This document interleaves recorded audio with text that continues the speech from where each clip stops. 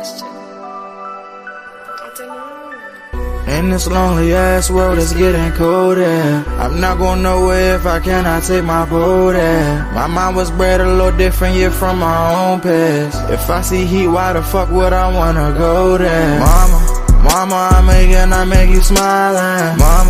Mama, your little nigga came from wildin'. Mama, always got in trouble, I was shouted. Mama, now I'm staring at shit. Mama, I'm the pilot. Mama, if I want something, I'ma go get it. Mama, swim with the sharks, piranhas, and fishes. Mama, it's so hard down here, God is my witness. Mama, I know where I'm going. Mama, I'm a fan. It's hard not knowing who is really gonna be there for me. I wish you could be here to see me the day I start touring. Shit be on my mind every second when I'm not recording. I'm waking up conversating with the Lord every morning. I mistakenly took the wrong path, I had to rewind. I fumbled trying to move too fast, I had to keep trying. Growing up I got in trouble, told myself to keep lying. So much stress be building up, swear I be needing me time.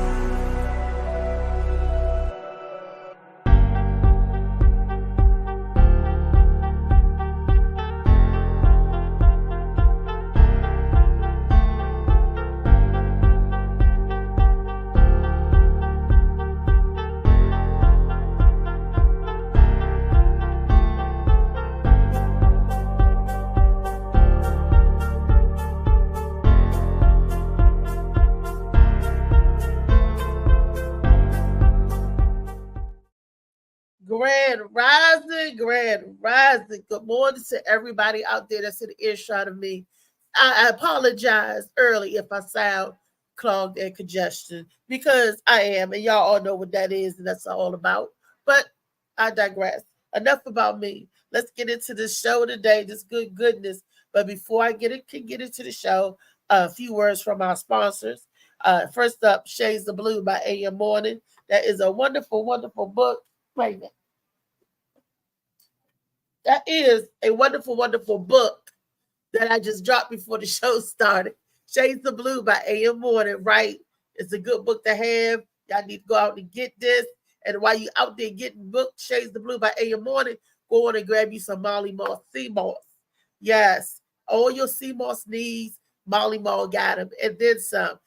DM the boy. He'll let you know of his selection and his inventory of everything that he do, Molly.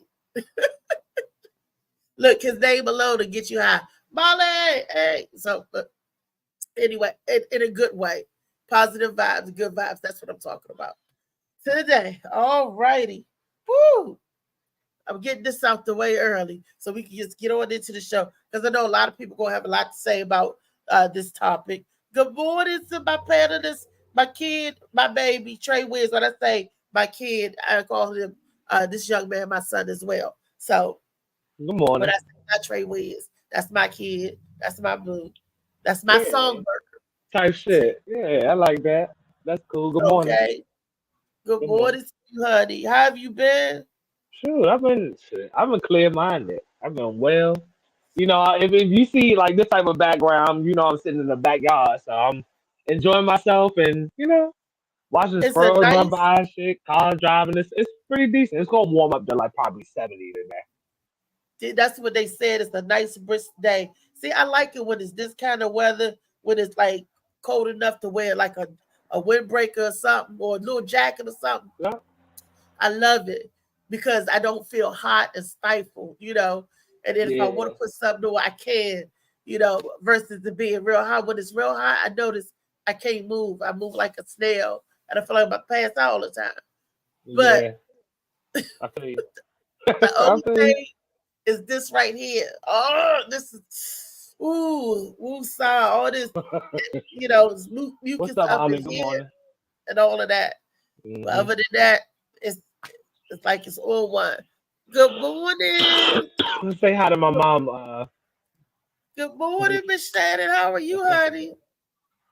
She need to get on here one of these days. I was telling her. Just wife is named Shannon. So my cousin is named Shannon. I got a cousin named Shannon. Yeah, I don't hear too many. That's the name Shannon. Shannon used to be a big name back in the 80s, baby. Mm-hmm. Every time you turn around was a Shannon. There's a look that that was our generation. So a lot of 50-year-old up is named Shannon. Shannon. A lot of Yeah, because Shannon. I for sure don't know nothing right now. Not Really? anymore. I don't hear that. Like, not people in my personal circle. I know there's people out there named Shannon, but not in my personal circle. I ain't got no Shannons around me. There's a whole bunch of Briannas and all that, but I think the name in our group changes. Like when you was born, the name Rihanna might have been a hot name in your age group, exactly, And yeah. then that, and when me and your mom was born, Shannon was a hot name. Look, Althea ain't never been a hot name in nobody group. Okay. So that's Ain't a nobody, but I don't know. 1934. There might be some classic out there, but I don't know. Like, I don't know. That never been a hot name, Hot name. Ooh, out there, like you know what? Stuff. Exactly, Make it right? work if you can. Shit, make it work. It's not a sexy name. It don't sound, don't sound sexy, don't sound fun. It sounds like an old English, it sounds like an old fat white woman. That's what that look. Man, come on. I'm just being honest. And poor Althea Gibson, me and Althea Gibson, people don't even know who Althea Gibson is. I was like, oh. So, and Althea wasn't a fat lady. She actually was tennis star, a black tennis star. Her and Arthur Ashe is the two names in tennis that we grew up hearing. Arthur Ashe, Althea Gibson. She wasn't Wimbledon. Boop, boop. She was out there doing it before Venus and Serena. So I love my namesake, but actually that's not my namesake. My name came from black people not knowing how to spell in the hospital. So how do you spell? It's supposed to be Alethea. So that's how they spelled. The nurse spelled it. They said, "Put it down, Alethea." I think it So looks good on paper. It presents well, like how it reads. It looks well. So whatever. Okay. 'Cause some people got some, lachey trying to get a job for the government, whatever. So at least you got a name that like it works. It Looks good works on well. resume or something. You got that right, because there's so many job interviews. When they talk to me on the phone, when I go in, they looking at me like, "Oh, you're black and fat too? Oh, you didn't know?" I'll be trying to check white on the little thing. I ain't gonna lie. I'll be hoping that get me a little closer. Ain't no white Trayvons, but I'm still hoping that do something for the algorithm. If there could be a white Dwight or a white Terrence, there could be a white Trayvon. Yes, and he is out there. There's a lot of Trayvon. I'm gonna look it up. I'm gonna see. I'm looking on Facebook to see if there's any white Trayvons around this joint. Didn't have a name, and I was in the hospital in labor. Oh yeah, my aunt named me. She says that all the time. My aunt that I live with at the moment named me. She said that I didn't have a name, and I was in the hospital in labor. Auntie Kim named Trayvon. I was in so much pain. She could have called me flower pot. Nowadays that shit will work. Nowadays your ass is leaf and apple and grapefruit and all that shit. Now, so you do whatever the hell you want to do. Right, you absolutely you daggone right about that. Now what's in the name? Nothing. But that the matters name, though, for real. That matters. some people, that's what I was about to say. Some people say name describes your destiny. And I hope not, because I know a little boy, he's a grown man name. You know what I'm getting ready to say? He's a grown man name. Now he is, and his name is Useless. Oh yeah. Why would you name your child? And it's spelled like the word useless. I got some other names I want to say, but I can't say it because my people be watching. They be watching the stream when I attach it to like stream y'all on my Facebook account, so I can't say some of them names. But some of y'all know that y'all messed up. Y'all did not set y'all kids up to even get a job at the Waffle House. The way y'all set some of these kids up. I know a young lady that she works in the medical field with me in the doctor's office. She was the receptionist, and her name was Kilolo. You lying like shit. You lying like shit. She answered so Kilolo. No. I kid you not. So when they was introducing me to the new staff, she said, I did not know that was her name. Kilolo. When she said it, I said, oh, shucks, you want some, but you can't have none. I was like, yeah, I know. I saw that episode of Martin. And she looked at me. Right. So name ain't no trick. No, my real name is Kilolo. Right. And then I looked at her name tag. It I said said, oh, I'm Kilolo. so sorry. I said, who the hell named you Kilolo? She said, my mother. I was like, your Yeah, mother that's like that out. Martin. Where was she a receptionist of? She was a receptionist for the doctor's office. And I was like, she said people do get it all the time when she said Kilolo. They bust out because we all seen the episode of Martin. We all know that episode. And if you call somebody right now, Wasn't it a competition or fundraiser or something like that? Like that they was on. I know they was on stage, but wasn't it a competition or fundraiser? And speaking, I'm glad you mentioned fundraiser. We're holding a fundraiser. Now my cousin reached out to me. My cousin Anita from North Carolina. I met her at this year's family reunion. They're doing a fundraiser, and we could participate all over to help the children of incarcerated persons. That's dope. To help them get school supplies and the stuff they need for this school year. So they got 72, and their goal is 200. And it's the Krispy Kreme donation thing. So it's like if you buy a thing of donuts, it's a fundraiser. And it's online, so I guess you go to any Krispy Kreme and get them donuts. See, they don't need to tell no big bitch like me about some Krispy Kreme. I try to lose weight, but I want to help kids too. I used to be so fat. And when I say so fat, I used to eat like, I found out what big back meant. So I used to eat like a big bag. Yes, I was. Me and my girl. We used to have, I kid you not, we used to have a donut on each finger. And this is what we call glizzies. We was up there tearing those donuts up. That was a hot Krispy Kreme. We would get a dozen. Sometimes we would get 2 dozen. You should be ashamed. I should be ashamed of myself. I'm ashamed of myself now, but when I was eating them, I was enjoying myself. They was all hot, and then you take one bite and melt in your mouth. I'm like, ooh. Krispy Kreme donut.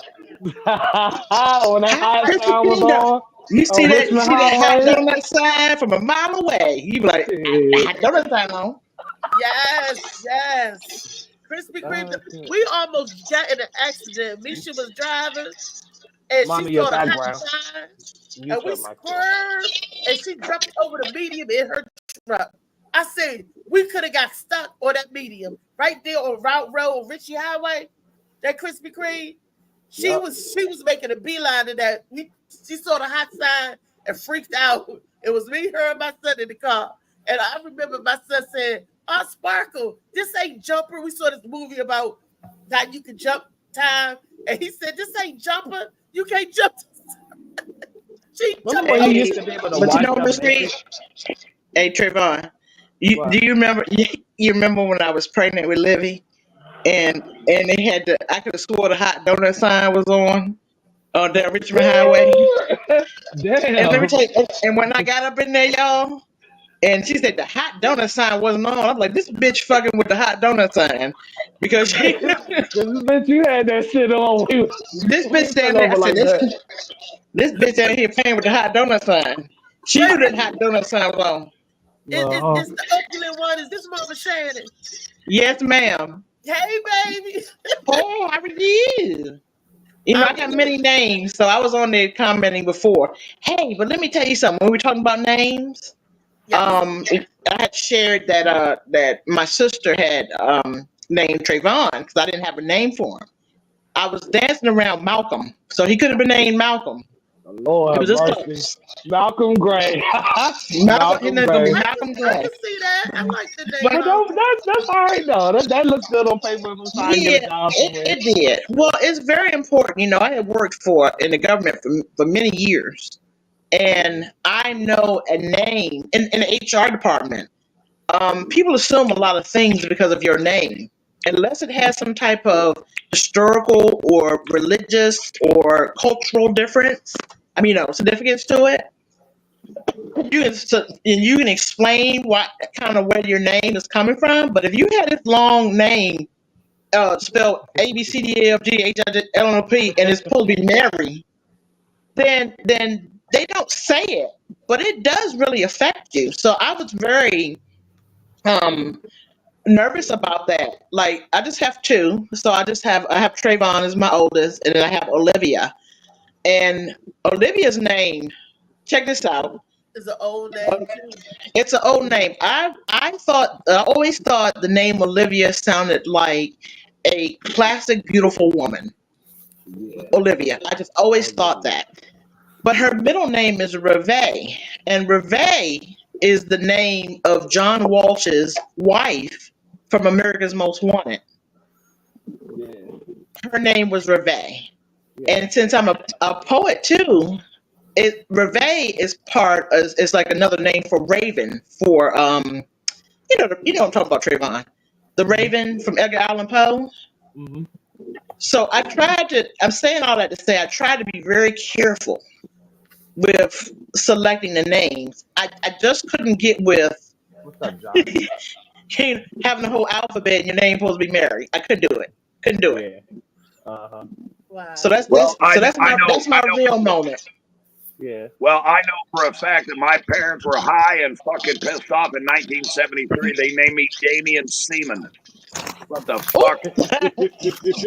Yeah, and then my oldest son, he was born in 1991, and I already got through the whole name book for my oldest daughter Zoe, which means life. But I named my oldest son Damian Wade Seaman Jr. Now his nickname is Daddy's Little Squirt, but now he's pissed off. He's 33 years old. He's fucking mad at me, man. You gonna hear about a lot of semen and all that shit on here. That's messed up. Somebody got some backwash in Yeah, that's your microphone, man. Yeah, well, I'm gonna go ahead and get on up out of here. Thank y'all for letting me come on for a second. No, I appreciate it. Anytime you want and participate in the panel. Absolutely. Today. Good morning, Funny Man Green. Hey, what's up? Hey, say hey to the opulent one. Say good morning. I was going to, but I couldn't pronounce it. I didn't want to sound illiterate. Oh wow! I said it, omelet, omelet. Look, That's my name on the show. I hope I'm saying it right. Am I saying it right? Yeah, that's what she's called from. I am Shannon. I'm the opulent one. I'm Mama G. I got about 4 or 5 different names, depending on where I'm at. Wait a minute. I got it. Wait a minute. What did you say? You said your name is Sharon? My name is Shannon. Shannon. Okay, Sharon. Well, guess what? We should never get Damien. Shannon. We should never get married. It would be Sharon Seaman. We got married. Sharon Seaman. I know you said joke word, but that still didn't work. Her name is Shannon. Shannon, like let the music play. You okay, I'm sorry. Shannon. My bad. Yeah, I got a name. I got a name for you though. My full name is Shannon Ray Chappelle, like Dave Chappelle. Yeah. Mm-hmm. So look, depending on where I'm at, just call me Shannon. Don't call me nothing derogatory. I can't answer that. call me whatever you want. But anyway, y'all. I thought you said Sharon. You got jokes. I got jokes. Damn right, I got jokes. You got jokes. But all right, y'all take good care now. All right, Mama. All right, see you later. All right, bye. And speaking of names, like Miss Shannon was saying when she named Trey, I had a similar. I was going to name my son Tariq, but my grandfather was like, I don't like Tariq. I can't say no Tariq. I said, Granddaddy, you saying it now? He was like, no. I said it's Arabic for warrior or meaning black warrior or something. I was looking up names. He said, why don't you get something that you can pronounce? Why don't you get something with your name in it? And I was like, I don't want to name him Albert or Alan or nothing like that, because my real name is Althea. He said, well, then use Reese. So I'll sit down. I was mad about it. I had to pray about that thing. What am I going to name my child, right? So I said Tyree. I just happened to flip in the Bible. I said Tyre. It was a place in the back. Oh, I'm looking at maps, and that stood out, Tyree. So I said, I'm gonna name him Tyree. Mhm. Tyree Wade McFarland. I took that back to my granddaddy, and he said, okay. But I thought I was gonna have a girl, so I was like, okay, granddad, if it's a boy, that's the name. I said, but it's gonna be a girl. I was going to, I'm saying for a girl, but it came out of him. When we saw the sonogram, we thought it was a girl because they couldn't tell because he had his hands over his, he wouldn't show. And my grandfather looked at it and said, that's a him because he looked like a puppy in the face. He said, no, that looked like a puppy. Look at that stuff because he had the stuff on his ears and stuff. Everybody else thought it was a girl. But my grandfather was like, nope, that's a boy. And that's what it was. And he was right. Hey, Althea, my youngest daughter, we didn't know whether it was going to be a boy or a girl. We didn't check. But we picked a name, Carson, with a K. Karson. That's my So when she came out, everyone thought it was a boy. Now Carson is just a beautiful, beautiful, beautiful young lady, and she's doing so well. And she's got, like some people say it's a boy's name, and my daughter Carson, she will smack you right in the fucking mouth and say, "Nope, it's my name." Fucking Carson. Good morning, Carson, that's like Daddy. Good morning. Good morning. What's up, Lee? Yeah. Miss Lee. Good morning. Yeah, Mr. Dickey. Y'all go. Get that shit go. Hey, let's get it on. Get it on. I keep thinking of Rubber Dicky, but Yeah. So you on your way to Lee? What you got On my going way home, I had to go get. I didn't have an onion in my house. I ate them all. And see, and when I don't cook a lot, I tend to you don't use it and it goes bad. So I used my last onion a couple days ago, so I had to go get another one because I'm preparing myself some catfish stew That's just and some rice and biscuits and some broccoli. I'm doing a vegetable type medley with broccoli and Brussels sprouts. okay. That'll make a turd. That'll That make a sounds turd. good. That sounds good. Look, if I didn't know better, I would call Lee Geechee. I am. I was raised eating Geechee food. And say shit, you gotta remember my birth certificate says I'm colored. Shit. So ain't no telling what colored I am. All right, Yeah. Geechee Dan. Oh, Right, that used to be Good my morning, favorite. Joey Lee. I used to So good. call everybody Geechee Dan. Ah, For those who don't know, Geechee Dan, y'all watch the movie Uptown Saturday Night. With hey, two I great gotta run. I gotta run. My bus is here. runs, All right. Sidney Poitier and Okay. Bill Cosby. Uptown Saturday Night. That's a cult classic, especially back in the 70s. Good morning That's to the everybody that's movie. in here. I've seen a lot of little good mornings. So good morning to everybody that's in Good here. morning. Can you see their Joey names? Lee and Joey Hey, Lee and Joey Lee. LA Josh was one. Josh is up this morning. Oh, that's okay. So it's just those two so far. But good morning to y'all. And some more people. I'm still sending out the link to some more people. Look, we got a good conversation today. David, I'm glad you here with us today. We had a heated one yesterday, David. Woo, Oh, where was you, Mr. Green? Man, Oh my goodness! I really missed you. I wasn't feeling well. Oh, see, it's something in the air because everyone that I'm coming across it's that time of year though. Around in the air when it keep changing, getting cold, getting hot, get cold, getting hot, and whatever in the air. It's going to be a My great bad, show pop your tomorrow. It's going to be a allergies great show today. I'm gonna tell y'all where mucus come from. So if y'all I had to look it up because Did someone say in the comments yesterday I should never take my shirt off again? Was that Lee? that was everybody. That was You just be everybody. setting yourself up and shit, you know. Oh. Yeah, man. Hey, if it's funny, it's funny, man. Just go with it.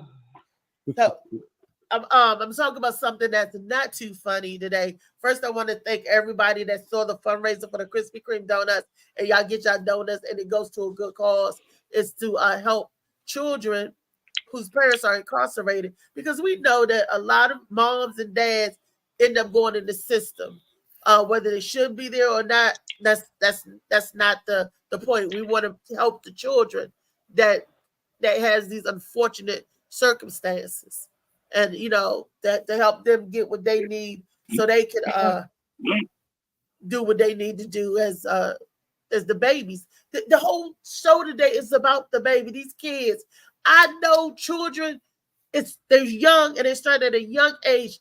They are on more than just weed. They are on weed, they're on pills, they're on everything but Good Morning America. These children, these badass kids is on everything.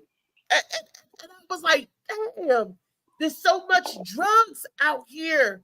And they're getting it from the parents, they're getting it from other kids. When I was growing up, I mean, we always had use of drugs, right? But I want to say we was a little more responsible, our generation.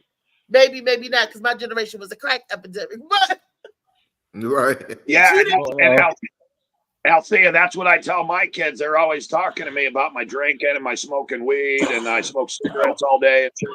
And so I just sit my kids down. I just give it to them right. I said, I just want you to know the only reason why I'm your father is I want you to look at me as a bad example. Just do opposite of what I do, and you'll be fine. See, but they can't help it because they're born with crack in their blood. See, that's the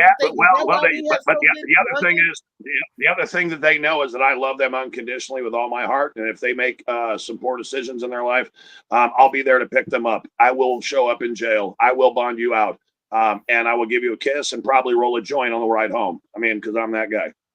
But see, this is what I want to say, because when we look at the youth, there's so many younger people are on drugs and harder drugs than what we had growing up. Is it because they were born drug addicted? A lot of them was the crack era, was the baby boom era. Althea, I was born in Northern California, okay, in a little town called Comchi. So literally, I was born in a barn. Literally, I was born in a barn. And but my birth certificate says Ukiah, California. Now, when I was born back then in 1973, they didn't take children away when they knew that the baby was addicted. I was born addicted to heroin, cocaine, and alcohol. And I was 6 weeks early, and I was 6 pounds, 6 ounces.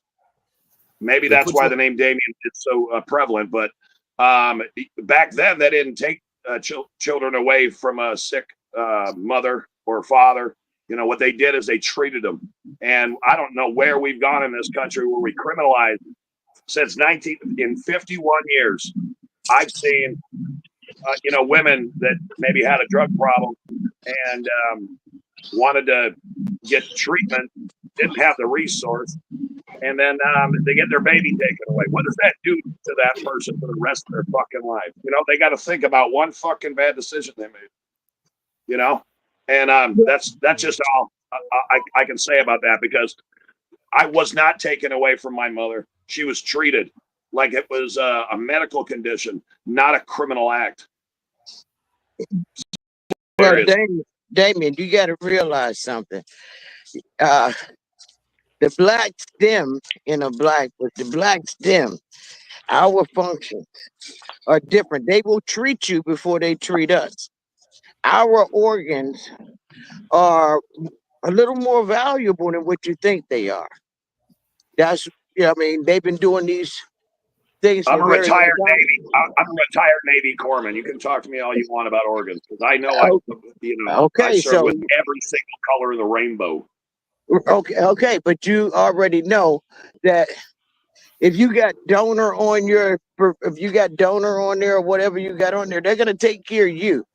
They're not gonna take care of us unless you have a certain amount of money. I'll agree to disagree with you.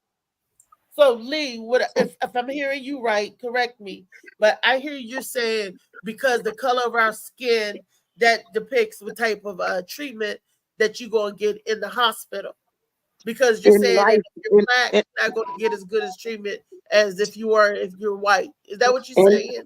in That's life, there's a, yes. there's a lot of undertakers are saying it's a mistake to put donor Driver's license. on your driver's license because they Right. can on purpose set up an accident or something like that. No, for your organs and junk.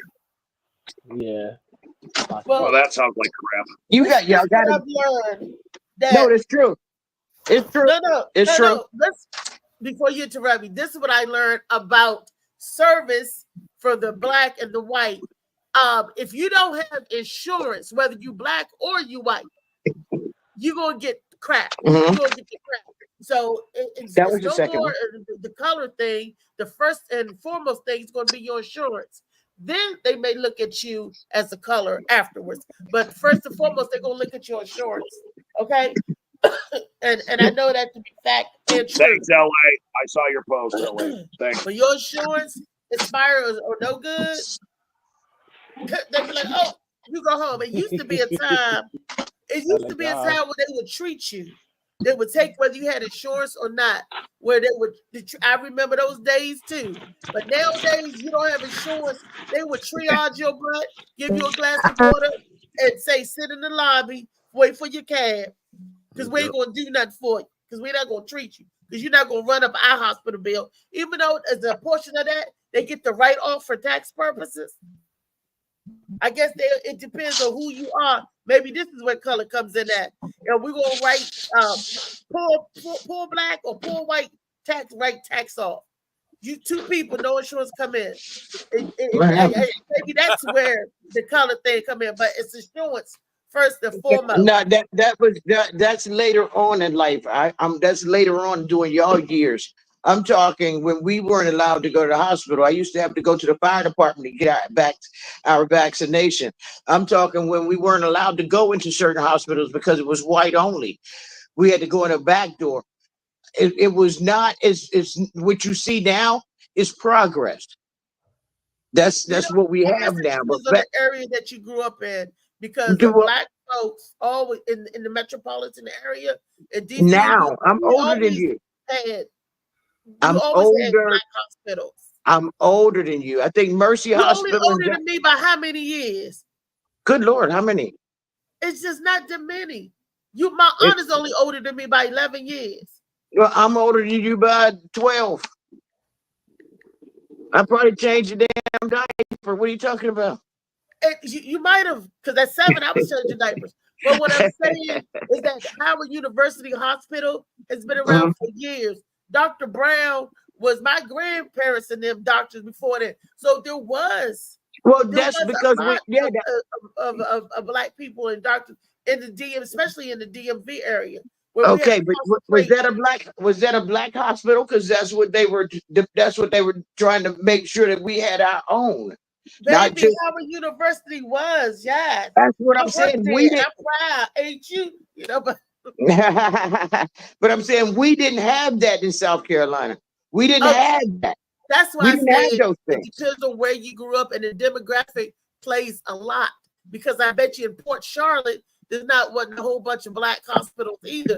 Is it Damien?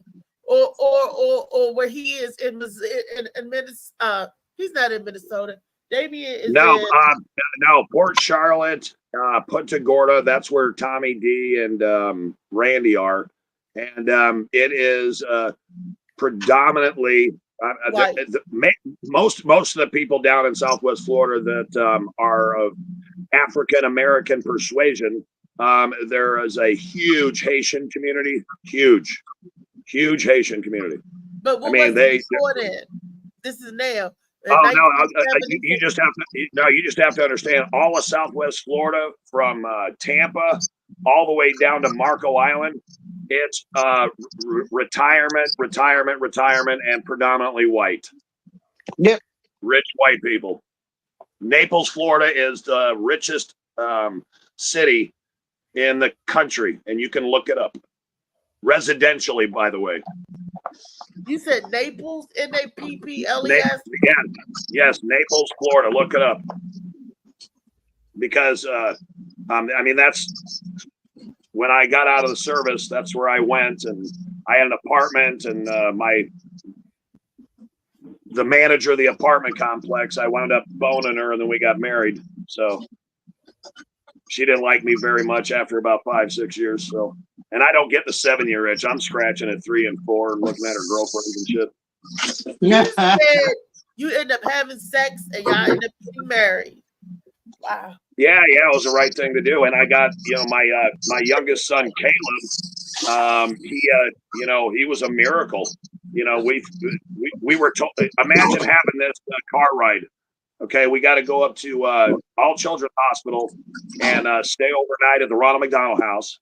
And then you meet a pediatric cardiologist that just got the jelly on the belly, and he's looking at everything, because when we were down in Fort Myers at Health Park, the technician that was looking at the heart, she got white as a sheet and went and got the doctor, and the doctor says, well, I've never seen anything like this before, so we're going to send you up to see Dr.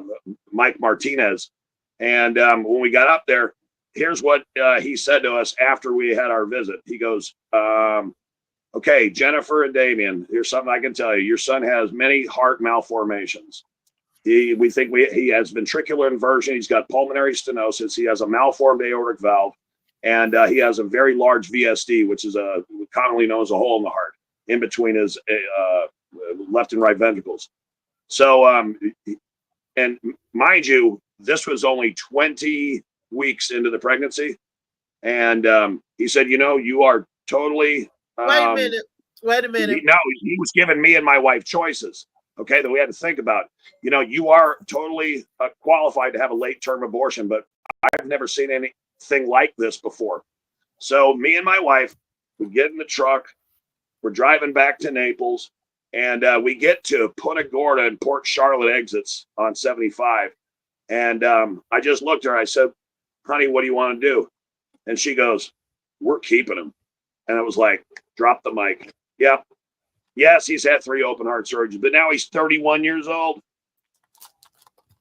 He actually makes money playing video games. Get the fuck out of here. Yeah. You're talking miracles. Fuck yeah, man. Well, I know some people, or particularly one person, who had to make that decision as well, because they was told their child wouldn't have any quality of life. And they choose to term. And when I mean you gotta live with your decisions, it ate her up. It ate this person up, real bad. Well, I'm telling you this to the whole panel.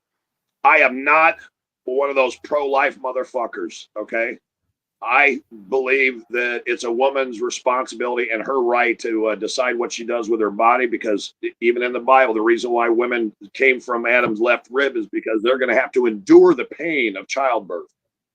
And so I'm of the opinion that conversation that me and my wife had going down 75 was very, very important. That I looked at her and I said, what do you want to do? And she said, we, not me or her, rather. She said, we're going to keep him. And yes, he did have to go through 3 open heart surgeries. Yes, every time he went under the knife, we just sat there and cried and prayed and prayed and prayed and prayed and prayed. But after, now he's an adult, and, it's cool to see what can happen if possible. But on the flip side of that coin, if my wife would have thought that it would have risked her health, or he was going to be born dead or stillborn, because we had no idea. He could have been born purple, and they would have had to do immediate, what's called an aortic flip to reroute how his blood's pumping. That's called blue baby syndrome. But he came out, he was pink. So his anomalies actually worked, and he didn't have his first open heart surgery until he was 2 years old. So, I mean, it's just, you never know what's going to happen, man. You just go roll with the punches, do your best to, endure. That's a fucking word that all of us on this panel can agree with. And that's called endurance. No matter what fucking comes your way, you're going to endure it. And then whatever comes out on the other side, you're going to be better for it. Drop the mic.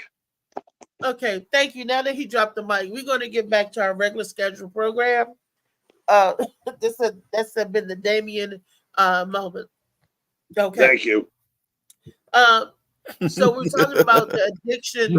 Molly, you got a video set up for me. We're talking about addictions and in the youth, how prevalent it is. Like I said, they're getting high off of everything, and they're on some of everything. And what I is didn't vaping? understand what a vaping Everything. is. Huh? He was playing. He was starting to play the video. That's what it was. Oh, go ahead, Mark. Mark. Go ahead, Molly. You need to know. Vaping has become a popular alternative to smoking over the last decade and is currently a highly preferred way of consuming nicotine and marijuana. Although vaping made its fame as being a much safer alternative to cigarettes and tobacco products, research has shown that it does carry a fair amount of risk. It is important to be aware of the potential risks of vaping as the habit becomes more popular, especially among young teens. Let's look at everything you need to know about vaping. What is vaping? A vape is an electronic cigarette that creates a vapor for a user to inhale by heating liquid. Vaping devices include pens, e-cigarettes, and portable hookahs. They were billed as a healthy alternative to cigarettes as they do not involve the use of tobacco, helping avoid carcinogens. How does vaping work? Vapes come in different shapes and sizes, but their use remains the same. The devices are filled up with a liquid that may contain a flavoring, along with the substance that is to be inhaled. The liquid is heated by the device, and the vapor generated due to that is an aerosol byproduct that is inhaled through a mouthpiece and then exhaled. The vapor generated can carry nicotine, marijuana, or any other substance that is added to the liquid inside the vaping device. Health and safety risks. Even if vaping does not carry the most harmful substances you find in cigarettes, there are still some health and safety risks you must be aware of. Vaping fluid is usually more concentrated in nicotine content as compared to a cigarette. A 5% Juul e-cigarette contains as much nicotine as a whole pack of cigarettes. However, the nicotine concentration varies according to the liquid you use, offering a user greater control. Nicotine is an additive and can be harmful to a developing brain. It is invariably present in vaping fluids, even if it may not be listed, and it can pose the following risks in adolescence.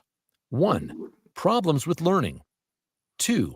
Inconsistency in mood. 3. Impulsiveness. 4. Attention deficiency. Along with nicotine, the fluid used in vapes can include harmful substances such as 1. Heavy metals such as lead, tin, and nickel. 2. Highly volatile organic compounds. 3. Carcinogens. 4. Cancer-causing flavorings such as diacetyl. 5. Several minute particles are inhaled into the lungs. It is important to take a thorough look at the vaping fluid before you use it to avoid such chemicals.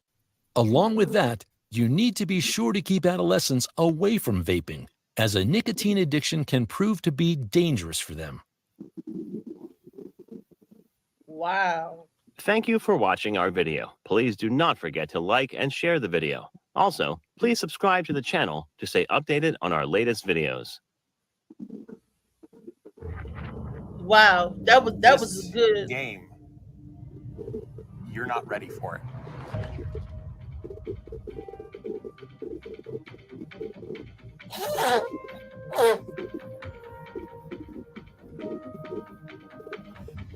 Mute your mic. You're in the middle of this beautiful sci-fi environment,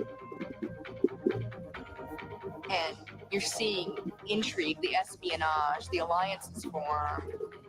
Wait a minute. The power that shifts around, and it is.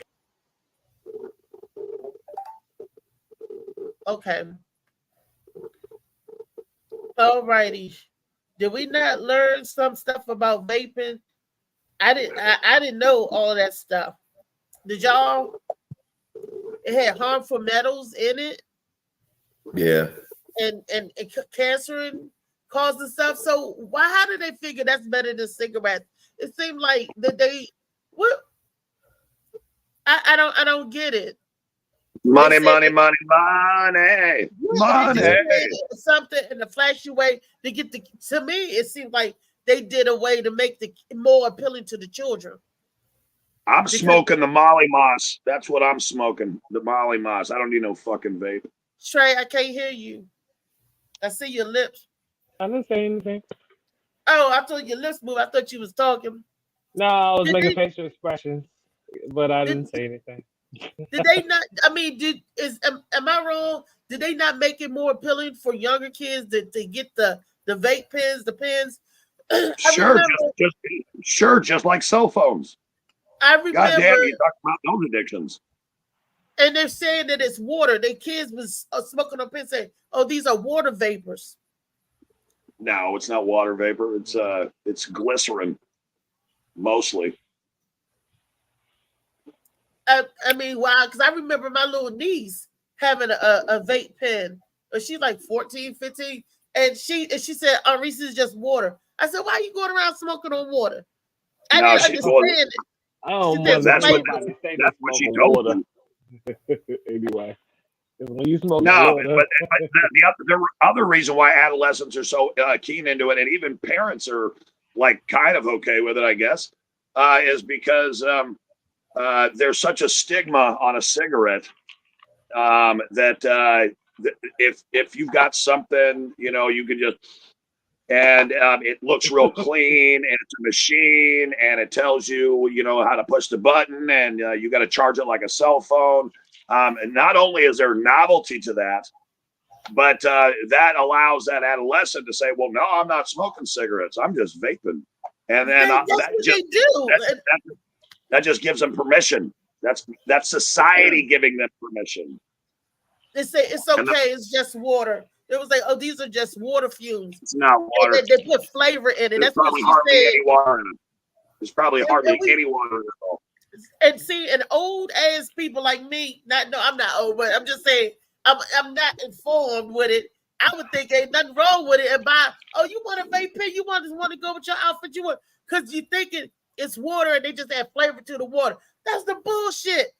We gotta get informed. I did not know this stuff was in these pens. And You then got to the know liquid, I just thought it was flavor. You got to know what's in the hot dogs you're eating. And that's why I stopped. I was scared when I saw when they had all these parts from animals and it's supposed to be from different cows and stuff. I was like, how we know it's cow? Because the glycerin comes from the hoof of the horse or a cow. The hoof. That's how you make glue also.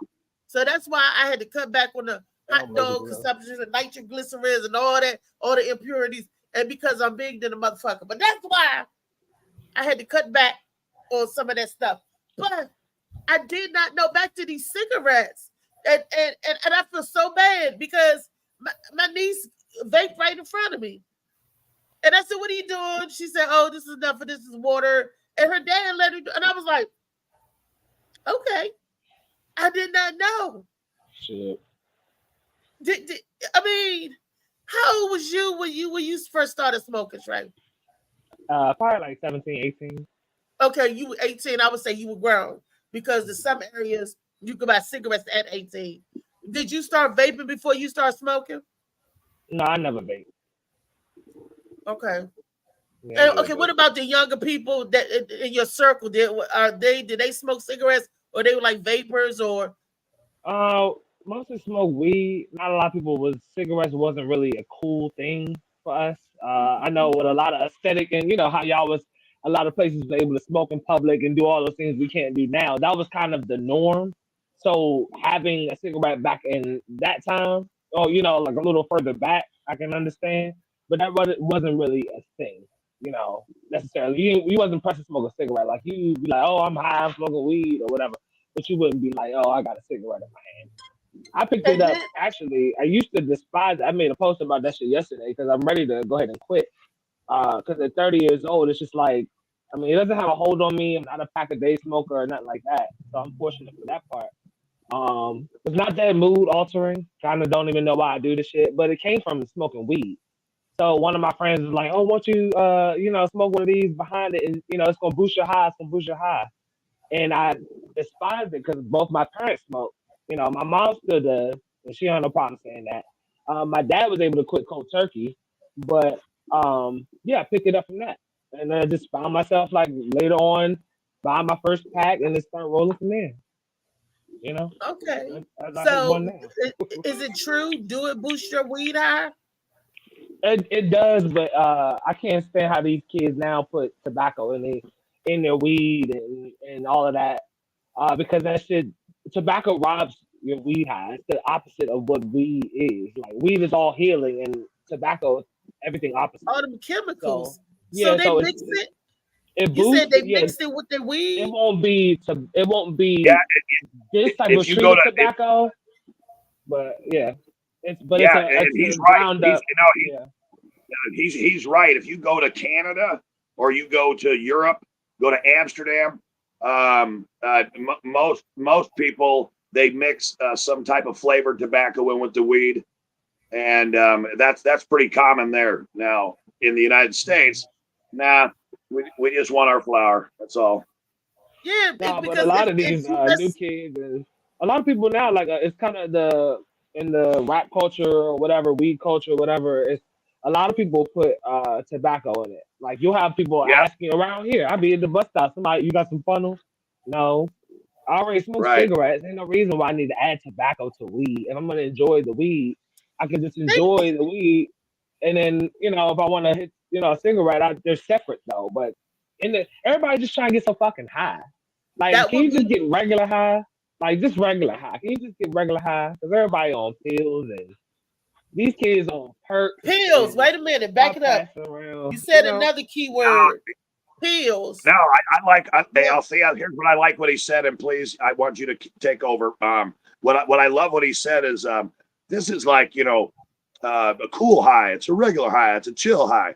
And these motherfuckers out there are going to get like fentanyl and doing Molly and wanting to get like high. I mean, yeah, I just warn my kids. I say you do whatever the fuck you want. You're grown, but there's consequences to your actions. Trust me.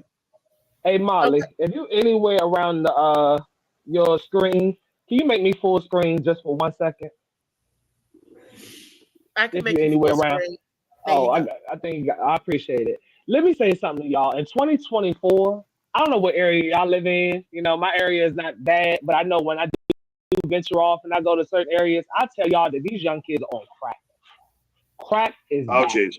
Crack is back. If you don't know nothing about what goes on in the streets of the DMV and other areas where it's popping, crack is back.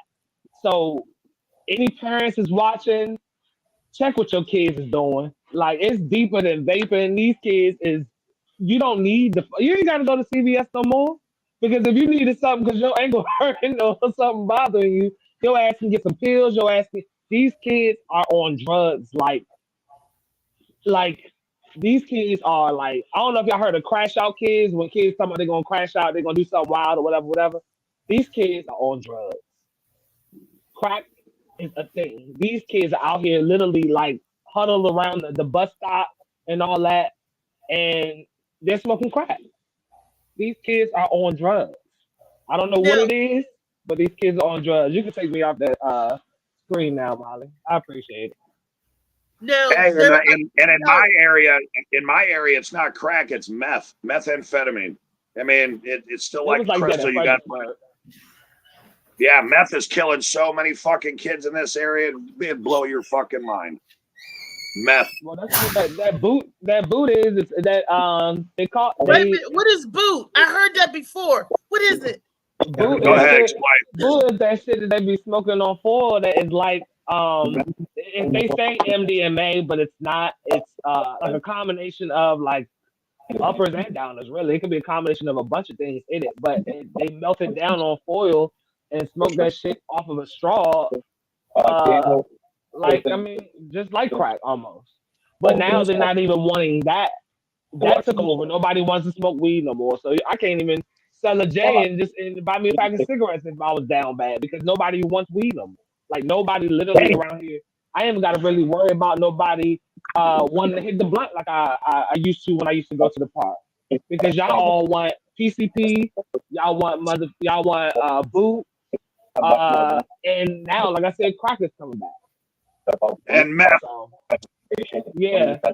Yeah, well, meth, they already kind of messing with meth when they smoking boot, because that's a combination of one of the things that's in it.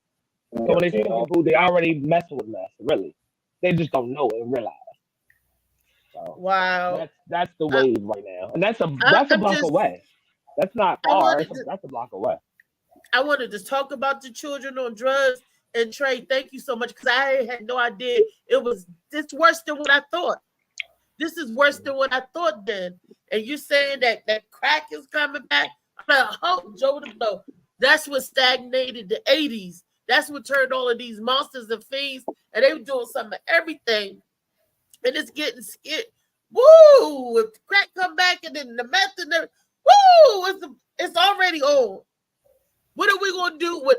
What we gonna just wrangle up all the kids and lock them up? That's what we're doing right now. Trust me. Our prison population since 1990, our prison population since 1990 has bloomed 500%. Yes, we're locking up kids. These kids are stealing cars and robbing niggas, and these kids got guns. These kids ain't, these kids ain't thinking about what nobody talking about. Everybody want to be a crash out. Everybody want a crash out, and that just mean they can do something crazy. Shout out, Phil. We need to hear from you. Damien. I need to get some clarification. No, so crash out. So if somebody tell me, I'm just gonna go crash out, that means I'm about to do something stupid, whether it's stealing the car or shoot somebody or doing something reckless and endangerment. When they say I'm gonna crash out, about to. Why can't they say I'm gonna go crash out and paint somebody's house, or I'm gonna go crash out, help clean up some yard, or I'm gonna crash? Why can't nobody crash out that way? Why they gotta destroy and hurt something? Because they the ones that most of them don't give a fuck about the area. They don't have. I mean, I also don't have. I don't know. I don't believe in you being who you're around when people say that like you are who you hang around. That's not true at all. That's your mindset. And I say that because at the same time, I still fuck with these people because they're human beings. Like they still cool. They all got their own type of personalities and all that. And just because you indulge in certain, like you're not about to be sitting around me doing it. I'm not about to be just hanging around and you just lighting up or something like that. It's not gonna be like that. But when you catch people when they don't have any or they not, on it, and you see the other side of them, like I can't ignore that part. So if I feel like you gonna have me in harm's way, I can't fuck with it. But I still rock with a lot of those people. I'm not afraid to sit around. I'm not afraid to associate or talk to them necessarily. But it's your mindset. It's sad to see people like I know that look like skeletons now. People that didn't have no type of bone structure before got deep, deep cheeks and like sunken in faces. And I've watched a lot of shit happen around here moving to Maryland. Ooh. And it's not Ozempic, because they said they get the Ozempic look. Wow. Yeah, so. Phil, Paige, good morning. What's up, family? What's going on? What's up, What up, Big Phil? What up? What's up, family? We was talking about See you, what bro. we just learned about vaping. I mean, it was a good video that we had about vaping. About what? Vaping? Yes. And I did not know that. Vaping what? When vaping anything is bad. Yeah, but I used to vape. So I mean, what you talking about? Are you vaping drugs or you just vaping oil? What are you talking about? It's just as bad. The drugs, the what you put in the vape is bad. Yeah, it's bad. It's definitely bad. Vaping is not good for you. And But I thought it was water. I thought when my little niece, when she was vaping, and she said it's just water. It's just fumes. It's just flavored water. But it's not. It's not. You're putting you're putting an foreign Glycerin. substance. You're putting a foreign substance into your lungs. And you know, the thing about vaping is when they told me I gotta stop smoking cigars, I started vaping a little bit. And I found out that shit was fun, but it wasn't for me. And then the problem about vaping is you ask about it, it ain't been around long enough to get the long-term health effects of what it's going to do to your body. So Lock it in. Lock it in. He's right. They don't know. Hey, Lock it in.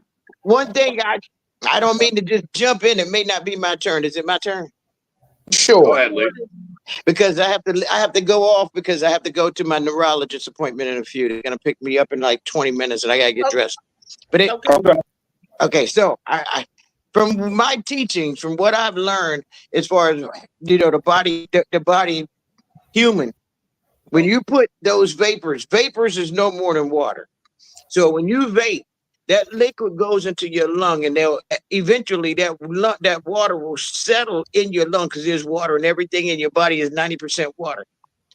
That water is going to settle in that lung, and they're going to end up having to give you a cut off part of that lung to whatever effect. It's not. It wouldn't be cancerous. It would be a growth. Chemicals are bad. I just had a lung cancer surgery where I had an air bubble on my lung, and it didn't come from vaping.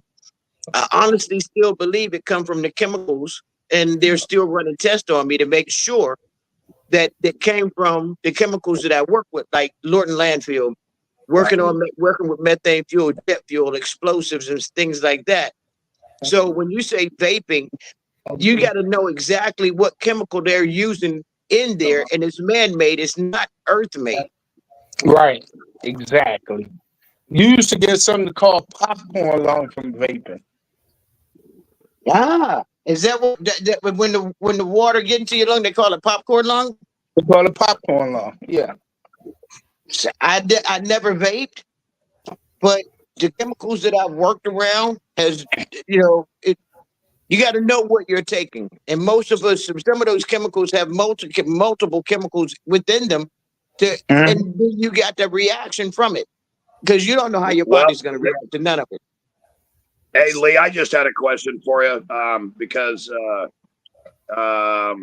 there's been a rise in small squamous cell carcinoma, lung cancer, small squamous cell.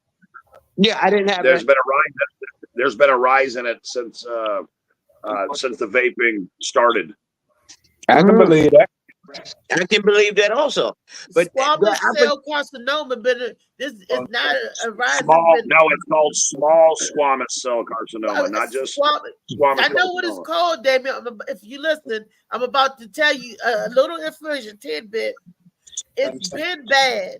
It's been bad. A lot of people don't know because they don't know they got it until they got it. So it's not. I haven't seen a rise when I was reading like a rise from the vaping, but what I have seen a lot of rise in respiratory illnesses. Since the vaping and pneumonia, the RSV, people, the kids with the asthma and all of that stuff. With the vaping. Well, look, that's where I think vaping is what caused my those blood clots that I had in my lungs. Nobody ever told me that, but I think I'm not a doctor, but I didn't have problems with my lungs until I started vaping. I didn't have problems with my lungs when I was smoking cigars. I started vaping and I started getting blood clots in my lungs. And what's crazy, none of my cancers has anything to do with smoking. It's all chemical. That's what's amazing. Yeah, you're a result of what you breathe. Because they said that vaping, they add flavor to it. So where is this flavor coming from? When they said, on Reese is just water, we add flavor to it. And then on the video that they showed about vaping, and this was a regular vaping, I guess, with the nicotine, they were saying you got to know what you're adding because a lot of that stuff has metal in it. It has carcinogenics in it. A lot of that fluid that they're adding, so-called flavor. Where the hell is the flavor coming from?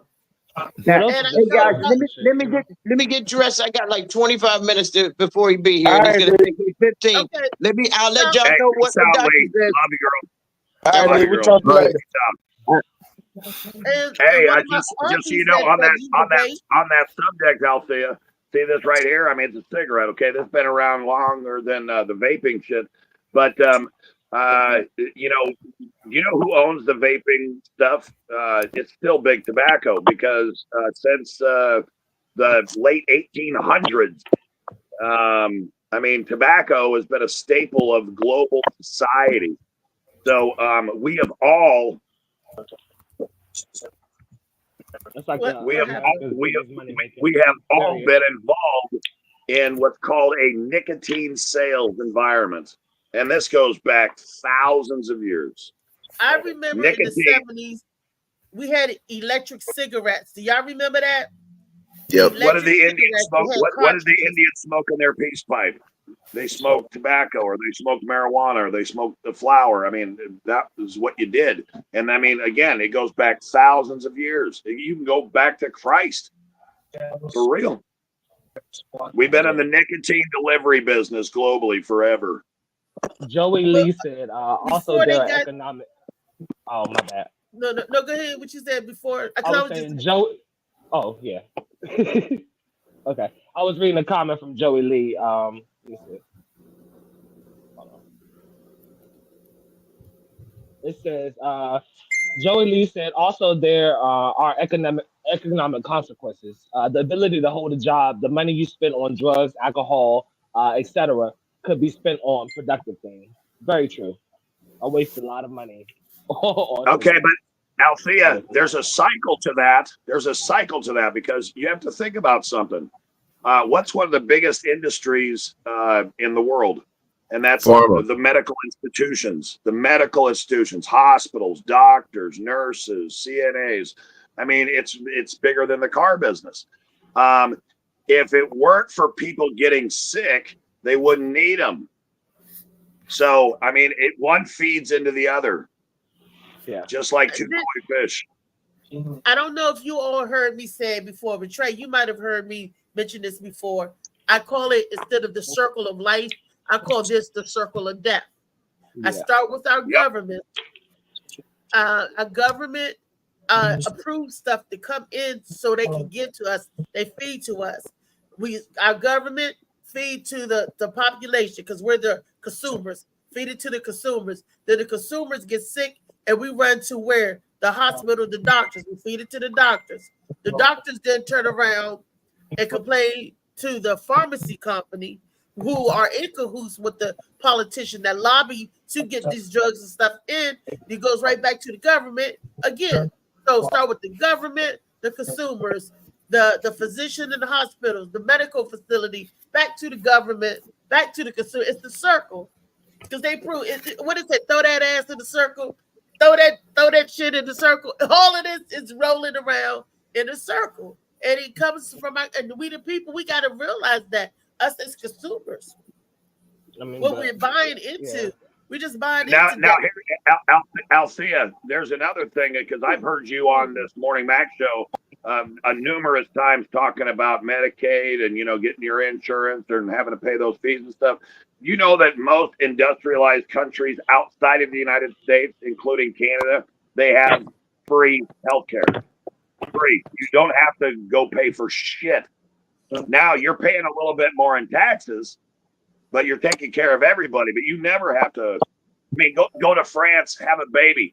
They'll let you have fucking 6 months off and bring a nurse to your house to change Pampers for you if you don't know how to do it. Your microphone. Our medical system in this country is so fucked, and it has been. Yeah. Look, Everything's run by big keep pharma. Everything's run by big pharma. Also, do you know that there's only 2 countries in the world that advertise prescription drugs? That is the United States and New Zealand. Every other country, if you went and watched TV, there would not be any prescription drug advertisements because it's illegal. Now, We're the only. What they're also saying, because America we have to pay for our health care, they're saying that that's why other economic superpowers in the world, like over there in France and stuff in Canada. They're saying that's why they're having financial problems because it's free No, healthcare. That's No, why they're they're having whatever. But I'm like, if we are machines, and then we're a factory and they're pushing us out, they should want us to be as healthy as we could possibly get. Because I'm healthy, I can work longer and more days than I could if I'm breaking down, getting sick all the time. Break down. So then I ask myself, do they really want us to be machines, well-run oil machines, or do they want us to be drug mules? Nah, because that's part of population control. That shit too, though. Both. The answer is both. Part of population control. Like a lot of the numbers. They don't want too many people here.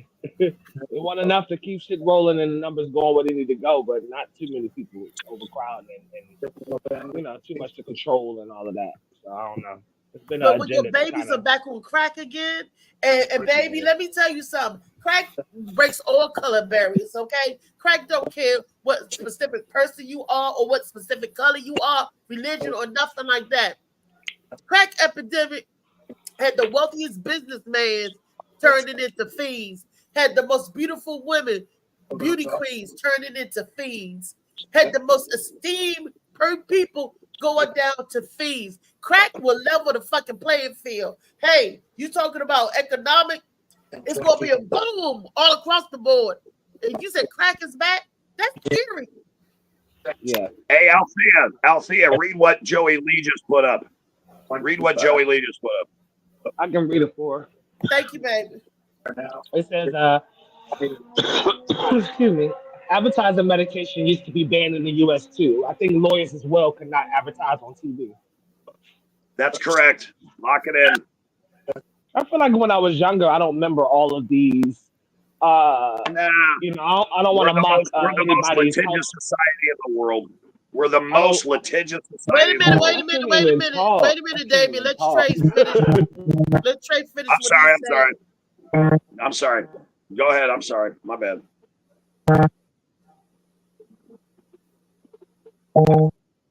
Trey. What happened? He gone. He's about to say something good. Oh, there you go. Hold on.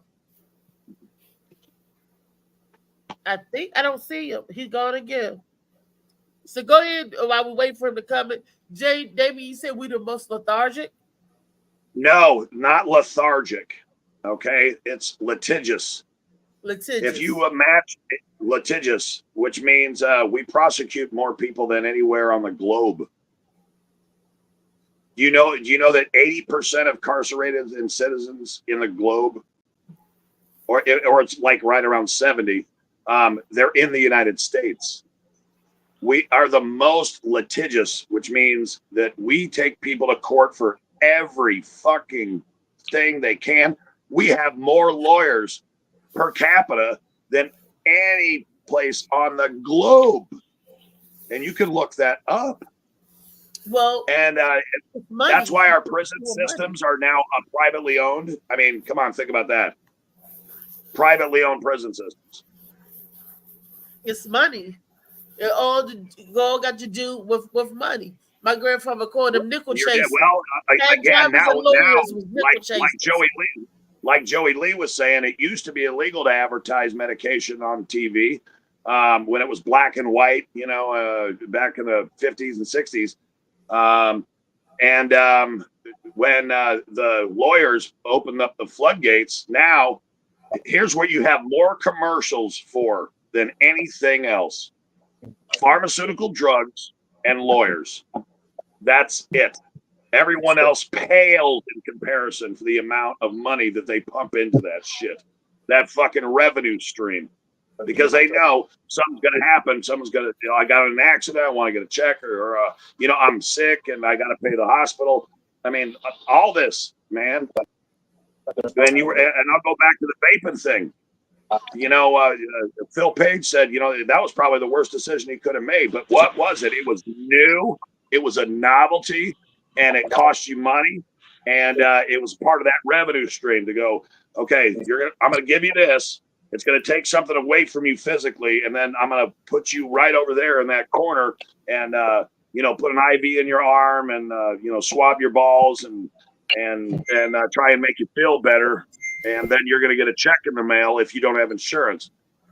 So, I mean, I think, and I'm just being totally honest with you, I have not had any identification in 20 years. I've not received one piece of mail in 20 years. I don't have a driver's license in 20 years. But what I do know is that those things that everyone think is necessary, I don't. I scoff at all. I am off the fucking grid. You know what my credit score is? 0. You only deal with cash and carry. Okay, that's great. That's like great. my grandma. Oh my. That's you. You go to 0, but I bet your mate or your spouse is on the grid. So if something she needs to do something or y'all need to get something, y'all still rely on Connie's ID. Well, of course. Why not? I mean, we're partners. Yeah. Right? Hey, right, Phil? We're partners. Yep. You saw her. We are fucking we are locked in. I mean, So me you and my are wife not are off the inseparable. grid because off the grid is off the grid, Grizzly Adams. Yeah, You but are- ain't no one you gonna are find not me off the anywhere. grid. Ain't no one sending me no bill. Fuck that. Yeah, thank you, Because Molly. you're using Connie's grid. Because what are we talking about? What are we even talking about? Let's play the video. But I want to say something real quick that a lot of people in this panel may not agree with, but it has to do with drugs. Say it, baby. Go ahead. Go ahead. You're good. I mean, you're talking about people cracking, all that stuff coming back. And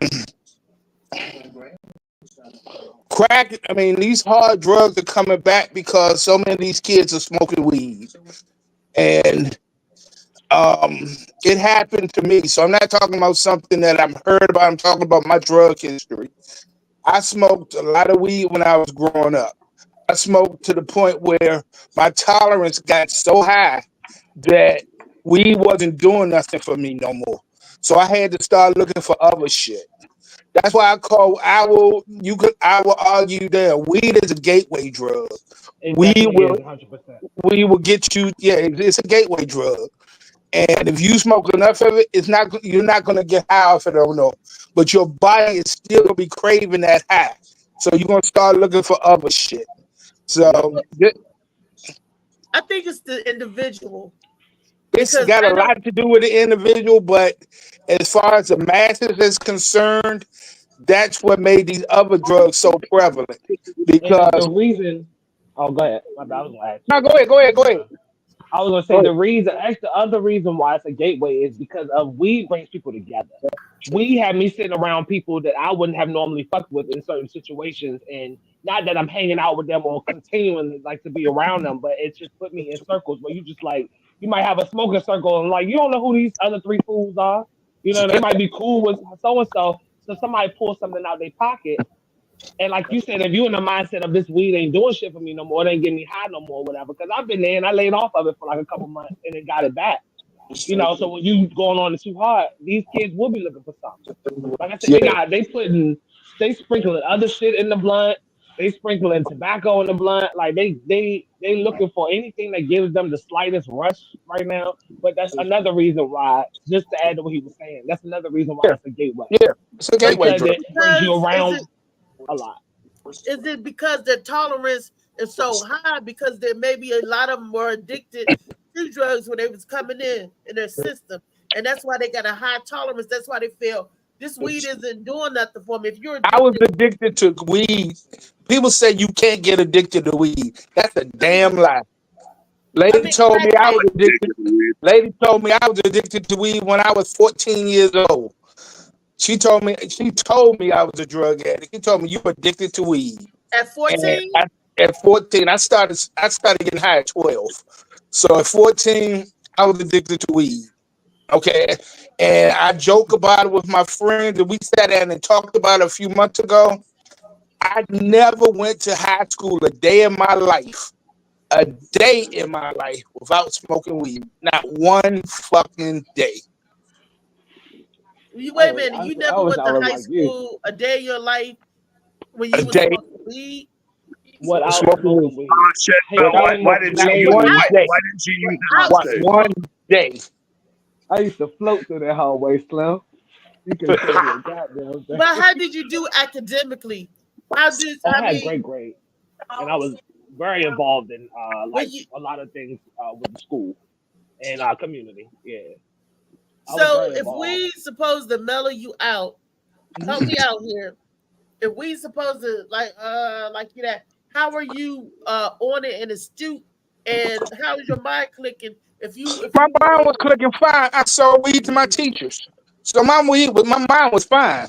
I sold Definitely weed to sold my to my teachers. boss. Definitely sold to my manager when I was working in high school. Definitely did that. Yeah, so Damn, I must have been I got living my in I got my job because I used to sell because he smelled weed on me when I was in the register and he bought some, he liked it. We started a conversation, got to know his wife, which ended up being this girl mother that I'm in class with. You know, I ended up getting a job through him off some weed. Really. And I he had a got high right. He school started job where I was working at. Lock it in. I had a high school job where I was working at Holly Farms Fried Chicken. I was selling weed and chicken out the window. I was selling weed and chicken out the window. Through the drive-through. Shout out to all the plugs. Still got his teachers on that gateway. That gateway weed. I'm about to use that. Is that why Holly Farm went out of That business? gateway Phil? It may be. Is that why Holly I Farm? did well. I did well. I was 15 years old. Wow, Hey, we got Althea. another video. Molly got a video. Okay, Damien, what you say, baby? No, real quick to Phil's point. But Phil Page will tell you that I sell comedy and T-shirts like I used to sell drugs. You do. You do. You do. My name is McCall Mirabella, and I am addicted to nicotine. Teen YouTuber McCall Mirabella is going viral after posting about her difficult experience quitting e-cigarettes cold turkey. I was seeing more and more stories about kids my age being hospitalized because of lung illnesses due to vaping. The 19-year-old says her decision to kick the habit started with a $3,000 bet with a friend at the beginning of the year. If I could make it to December, I was going to donate the money. And I'm doing that because I want to prove that I'm quitting for myself. But she says she never imagined just how hard it would be to let go of her Juul-flavored nicotine. This is so hard. I feel like I'm at war in my body. My throat hurts, my head hurts, I'm craving it. When I quit, I was super hungry. I was eating all the time. I was nauseous. I threw up a couple times. I was super emotional and irritable, and I was definitely more anxious. Doctors caution McCall's more severe withdrawal symptoms are uncommon and are urging that stopping e-cigarette use is far healthier than continuing the habit. Cravings, of course, can be triggered by a variety of emotions or visual cues. Withdrawal symptoms do not last forever. You get through them and they go away. Recent studies show roughly 1 in every 9 high schoolers and 1 in every 35 middle schoolers use e-cigarettes. We've seen studies in humans and in animals that link nicotine exposure to impairments in thinking and cognitive function, and also increased impulsivity. Last month, the FDA banning Juul products from store shelves, but that ban on the most popular e-cigarette company temporarily paused. Juul telling ABC News, "We do not want any non-nicotine users, especially those underage, to try our products as they exist only to transition adult smokers away from combustible cigarettes." McCall says she is now 5 months without nicotine. Her message to other teens, despite the pain of quitting, it is worth it. Wow. First of all, I want to know where she at and what she doing to be able to place a $3,000 bet. What kid out there? What kind of living is she doing? $3,000 bet. Okay. And it's not like she was on something other than e-cigarettes. You know, but maybe I'm wrong. I guess do the e-cigarettes get them with the mood swings and you know when they ain't swing, you know, when they leave me alone, Mom. I'm fine. I'm fucking fine, Mom. Just leave me alone. But Macaulay, where are you going? What's wrong? I haven't had a cigarette all day. I mean, I don't know because I don't vape. And I can sum it up. I can sum it up in one word. Puberty. Molly said that's rich kid problems. Nope. Can't even say that because I was not on that shit. Puberty have nothing to do with my attitude. I was not snapping off and no sir, not in this house. I don't know about She your said she house, went but through the not this one. withdrawal of vomiting, of eating, of headaches, of all that. That sounds like something more than some vape. Nah, If that's e-cigarettes is just water. That's the same thing as cigarettes. Let your ass go. I can make it about a week in a couple of days without a problem. But after that, them headaches pick up. Your sleep is off. Your headache is be on. Like you be irritable. And she got a $3,000 money to bet $3,000 that I can give up electronic cigarettes, which is just supposed to be water vapors. I'm still, I'm still lost and confused. I'm lost to turn out. David Green, what you saying over there? You mighty quiet, David Green. Are you over there vaping? No, I never vape. I never vape before. You smoked cigarettes before? I did used to smoke cigarettes. I went cold turkey. What was it like 1999 or something like that. Then when the hell did you pass out for putting oil gel on your cigarette? When was that? That was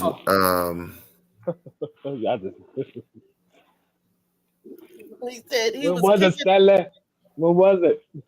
Well, that was a few was- years ago, right? No. That was like 2 years before I quit smoking cigarettes. That you will put oil gel on a cigarette, then laying on your back and doing the roach, kicking this screw like a roach. For oil gel, You got caught. Hey, funny man Green, you just got my wife cracking the fuck up, man. That's fucking cool. Yeah, it's for teething pain. Use that oil was- gel yeah, that was- for that was- headaches. Use oil gel to get high. That was yeah, that was And Althea Connie loves you. She loves listening to our banter. She loves it. She listens to it every morning. And thank you for that. I mean, I like to see my wife smile, man. It's a blessing. Now you think you gonna get some butterbean? That's what that is. Yeah, you think you gonna get a piece of that butter bean? Fuck yeah, lock it in.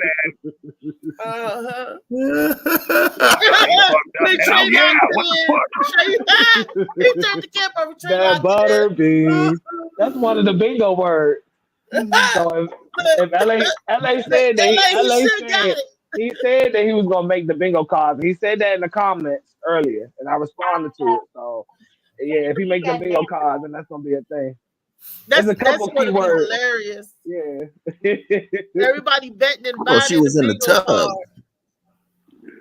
Oh shit! You guys got her fucking cracking the fuck up, man. I thought she was in the tub. You know that Yeah, is not in the and fucking bag, she ain't wearing no purple draws like Althea, man. She goes commando when she gets out of bed. You know what I'm saying? She's wearing Spanx. That's it. These are shit, that's her house. I ain't mad at that. You can actually see now when we're walking through Walmart. You can actually see. It's not like camel toe. It looks like a split peach in her Spanx. All right And now, all the boys are going, I do not want to hear shit, about her Georgia yeah. peach. I do not. Where's that butter bean at? Holy fuck! We used to call I it do not letters want to in hear the about her mailbox. Georgia peach. My wife is a freak, people. Okay, don't let that fucking pretty demeanor and calm citizenship think. No, fuck that. When the lights go out, man, she's got the glow in the dark dildo. She's trying to put it in my butt, and it's annoying. I would love to not hear about your butthole. freak. Her I would love to not to hear about it too. When I think about people going out and not wearing underwear, it throws me out because my grandmother used to say, "Oh, she got a letter in the mailbox." We used to see people walk and they clap up their dress in the back of the bin. My grandmother would be like, "Oh, she you got a talking about letter in that the mailbox." sundress? You talking about that sundress? You know how the sundress be all flowing And it's free. You know when a bitch ain't got no underwear on. Exactly. You know and we was looked upon that. That's nasty. You stink. You get a drawers on.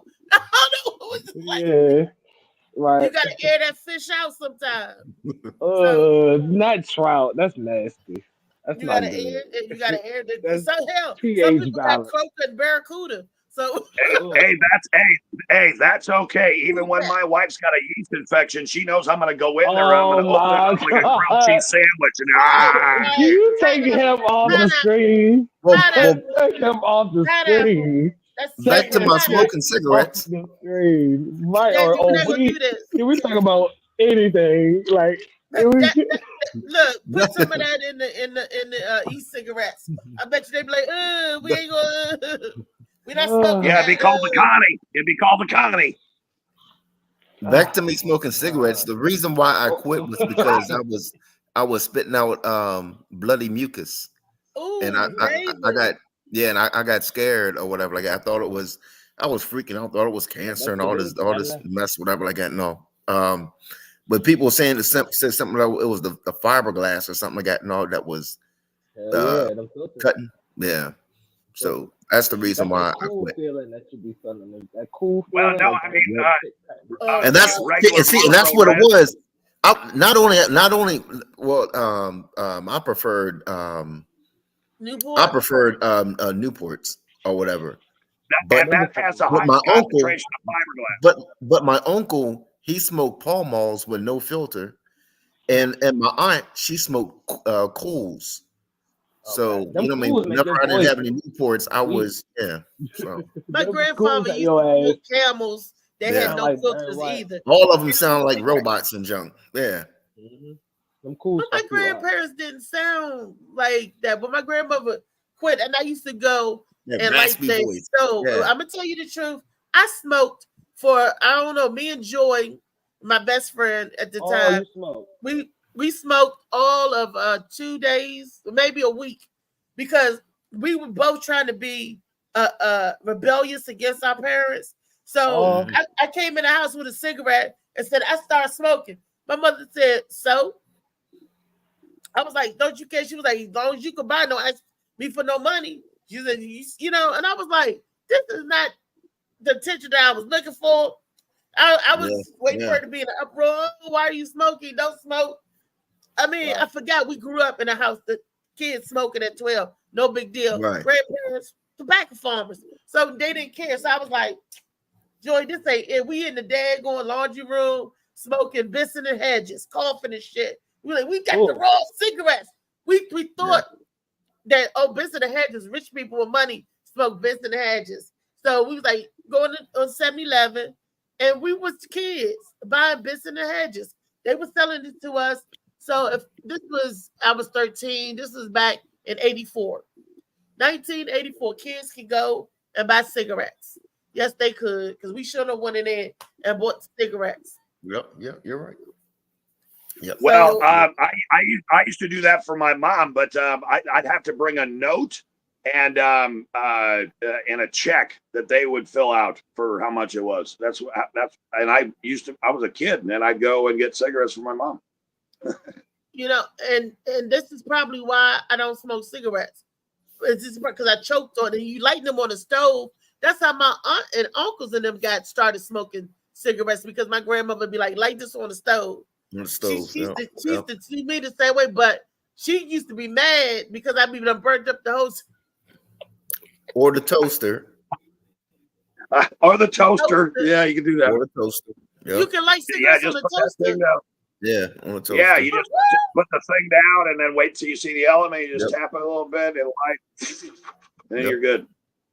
Then I flip never it up. knew that. Oh, you told me to do, well, I'm not going to light nothing in there.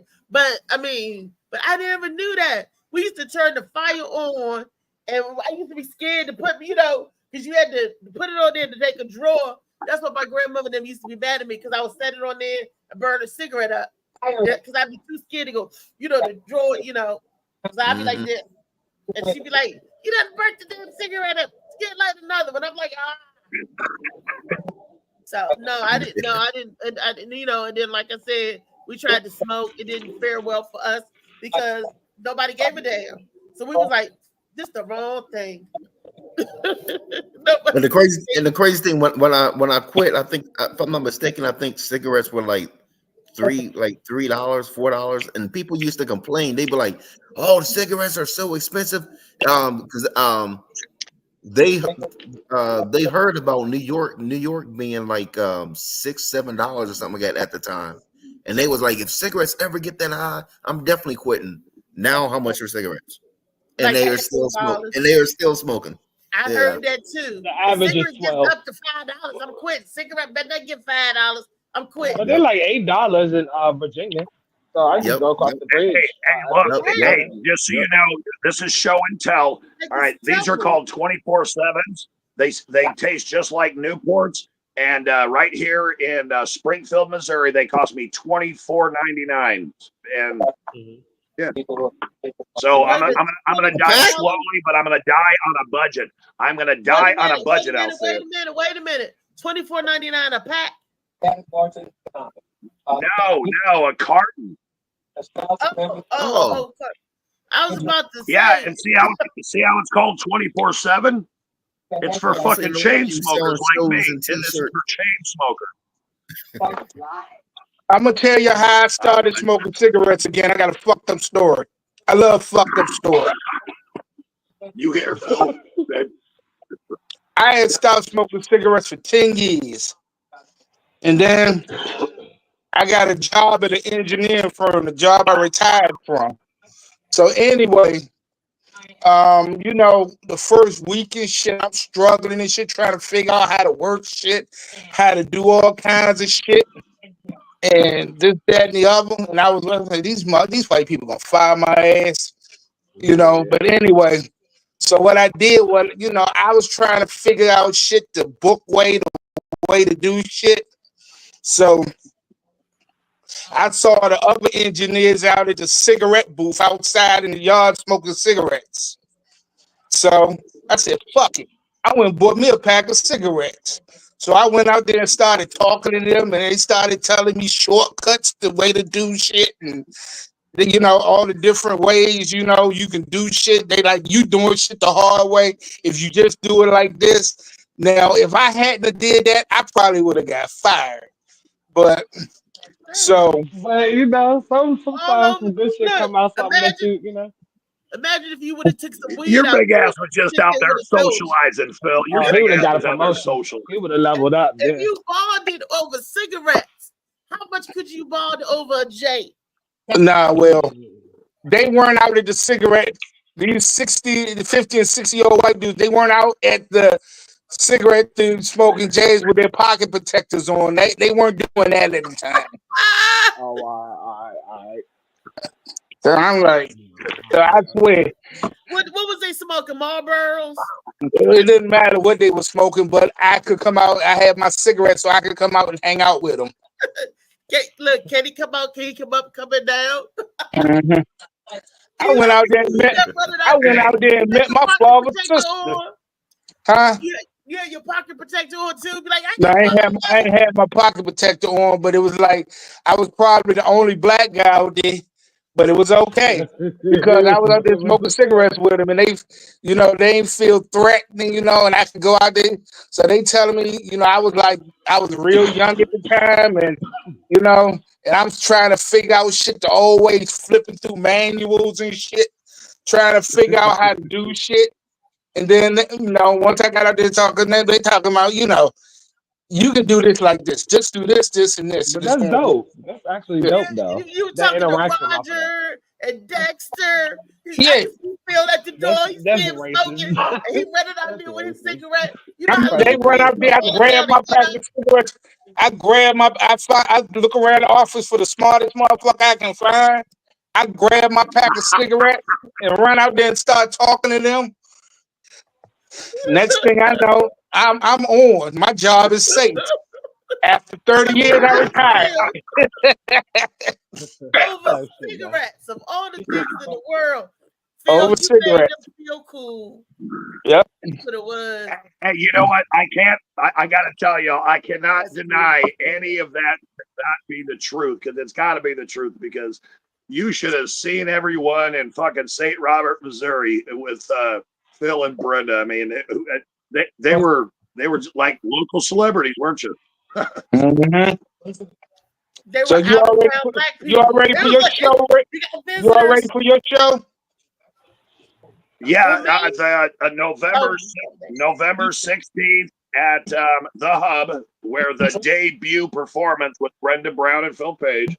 But November 16th is going to be Jeremiah Cotton and Ryan Shields, who won the Dirtiest Joker contest at Kick 66 last week. So, and the flyers up somewhere. Funny man, and out there, I need to talk to y'all too. I'm getting you on my next Christmas. Well, I didn't say you on. I guess I gotta ask you first. But my December 14th Christmas drive at the barber shop. If y'all guys want to be on it. Okay. Okay. Yeah, but like I said, I'll talk to y'all. I just can't say y'all gonna be on. I guess I gotta ask first. Phil, you know, I support. You know, I'm gonna tell you guys something. I don't know whether you believe it or not, but I'm gonna tell it because the truth stands alone. I support anything that you guys can do. If I can do it, I'm there. I support it. If I can't be there, I'll talk about it. I'll have other people show up. I'll support that because we are a community here. That's how I feel from the bottom of my mucousy lungs. It's snotty Not the nose. mucousy lungs. Yeah, I from the bottom of my lungs. That's I feel that, you know, we family, and anybody that I, you know, bring in my circle, I hope you feel the same way about me too. Oh, So definitely, without a doubt, without all a you doubt. gotta do is say, "Is you available?" And if I ain't got nothing, Are you available? I am available on the 14th. Hey, on the 23rd, we're gonna be at Martinis and White Plains. I'm on the show. I don't know who I'm on the show with. Yeah. All I know, Awesome. they said feature.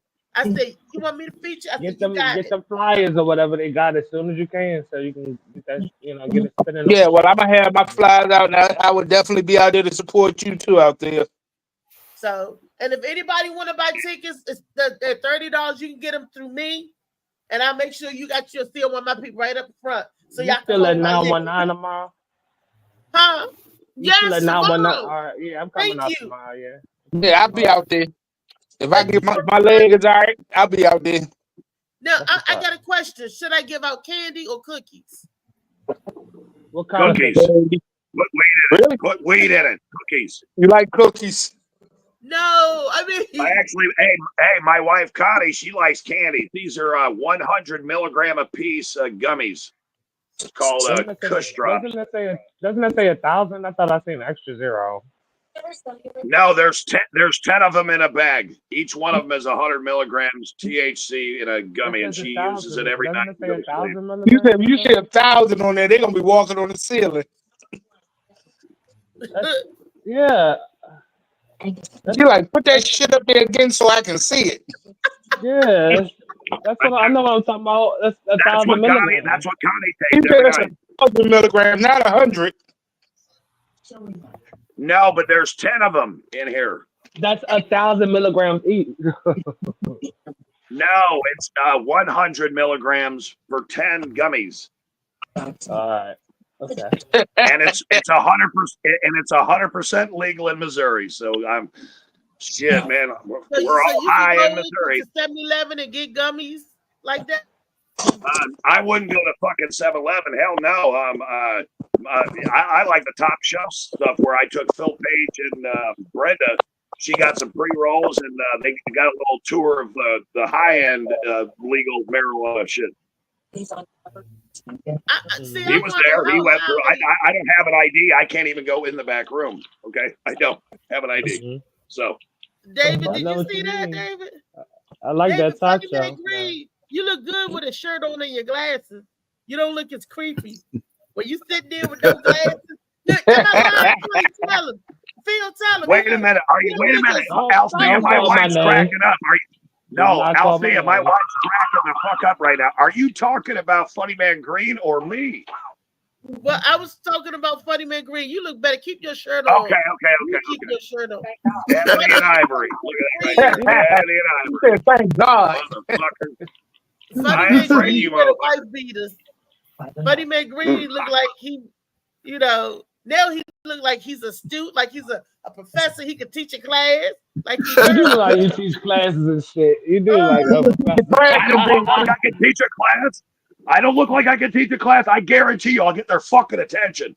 No, you remind me of the old custodian. But that's just how I talk. This is how I talk. Yeah. You remind me of the old custodian in the back that look at all the action and be like, these fucking kids. Oh, that's gross. The janitor.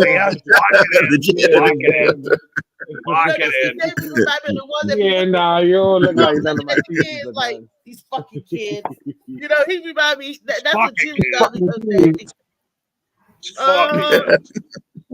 I would say that auto body. I would see you, and because I had classes in auto body and stuff, I would see you doing something like that, like one of those teachers that's teaching you how to put components together with I was in theater. I did not go to auto body. I didn't go to wood shop. I was in the cooking class, and I went to can't theater. see you in theater. I really can't. No theater. I was in band. No cooking class.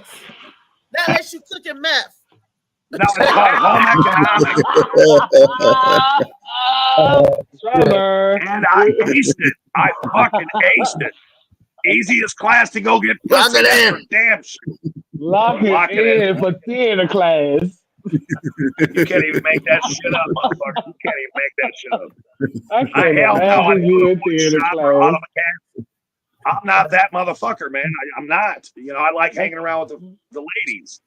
That's why I agree with you on that. Drop the mic. Drop the mic. Yeah, my first wife. Just so you know, my first wife, Kelly Casey, she was a second flute, and I could play the trumpet, the baritone, the trombone, and the sousaphone, which is the tuba. Okay, so band. And, Okay. Yeah, that's another thing too. So I was playing the tuba. And because I've always been a class clown, she was the one girl in the class where, man, I just thought something was wrong, and then I realized, man, her personal home life is shit. So my job every day was to try and make Kelly Casey laugh. And you know what? I finally hooked her.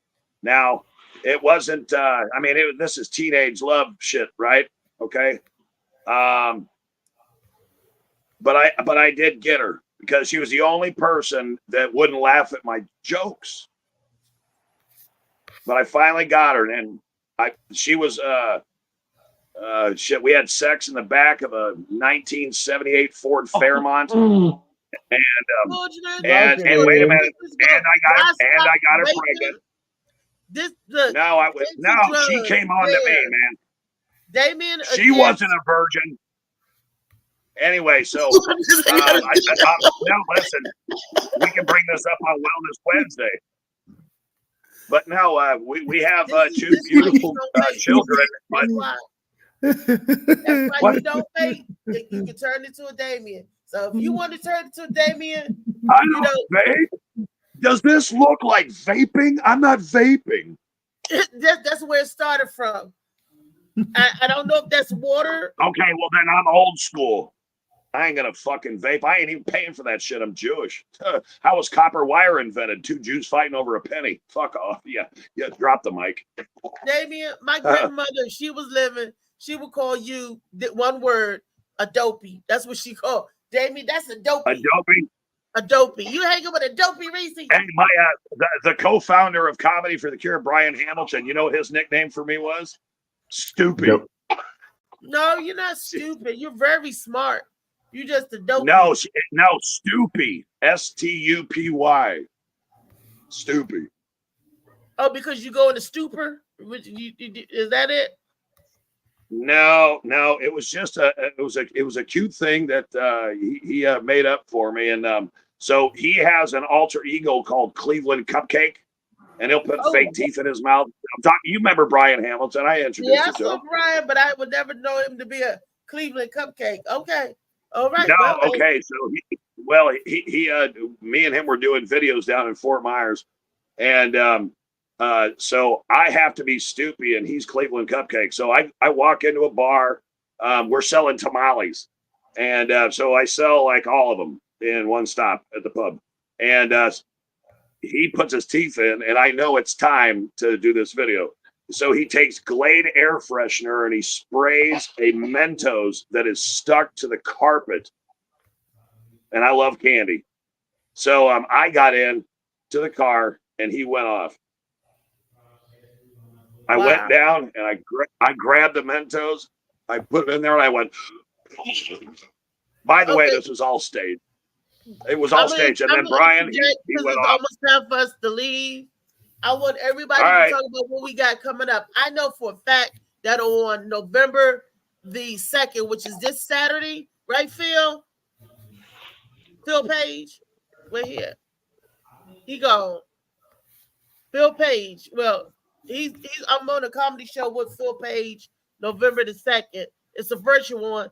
So, David, why you look like you stuck? Move stuck. Okay, there you go. I'm like, is David stuck? Hey, there's Shaquan. There's Shaquan. Shaquan Williams. There she is. Miss Williams. She's there. I don't see Shaquan, but she just texted. Hi, family. Love you guys. She's in the in the comment family. Hey, Shaquan. She's in the house. What's up, Mr. Shaquan? Okay, these are the shows that I in my head that I got coming up. And let's start with tonight. Tonight is a brand new. I don't know what to expect from Brenda Brown because I don't know. I don't know if she got dementia, Alzheimer's, but she crazy. So you don't know what you're going to get with Brenda Brown.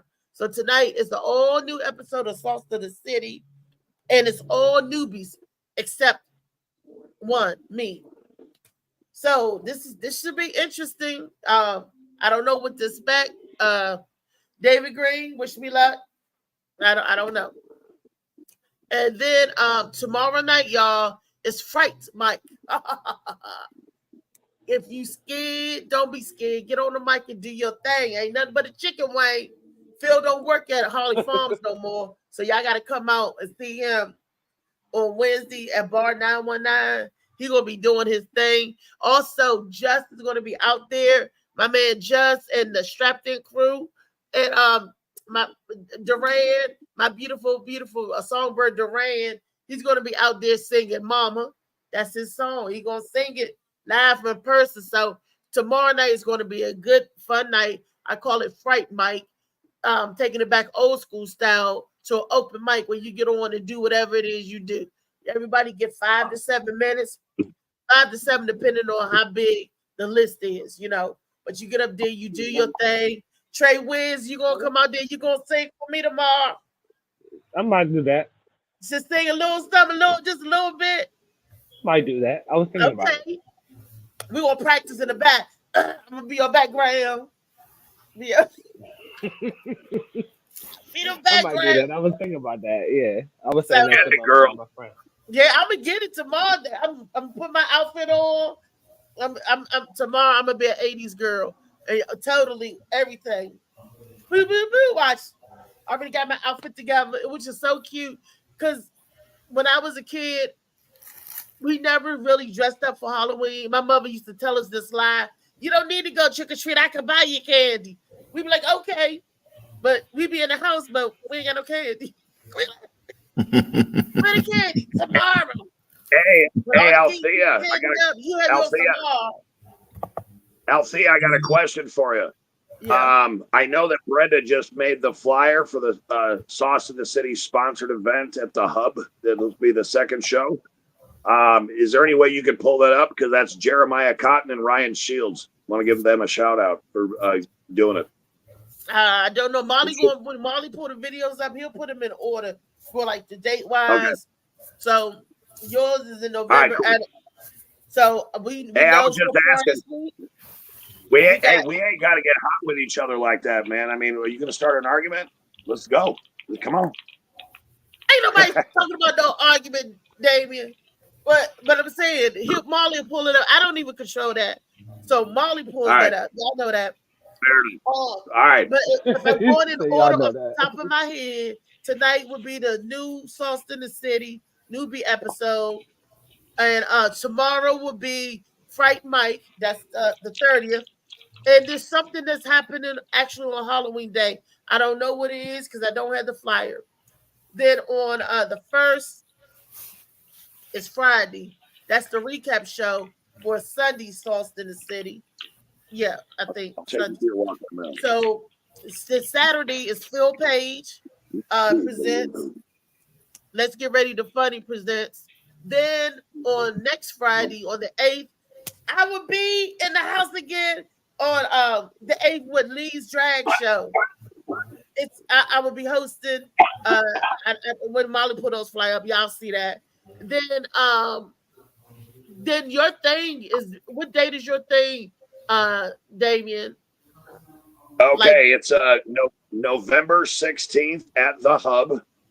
7 p.m. dinner, 8 p.m. showtime, and it's going to be featuring Ryan Shields as the Ivory part, and then Jeremiah Cotton's coming in from Southwest Florida, and he's going to be the star. I'm gonna host.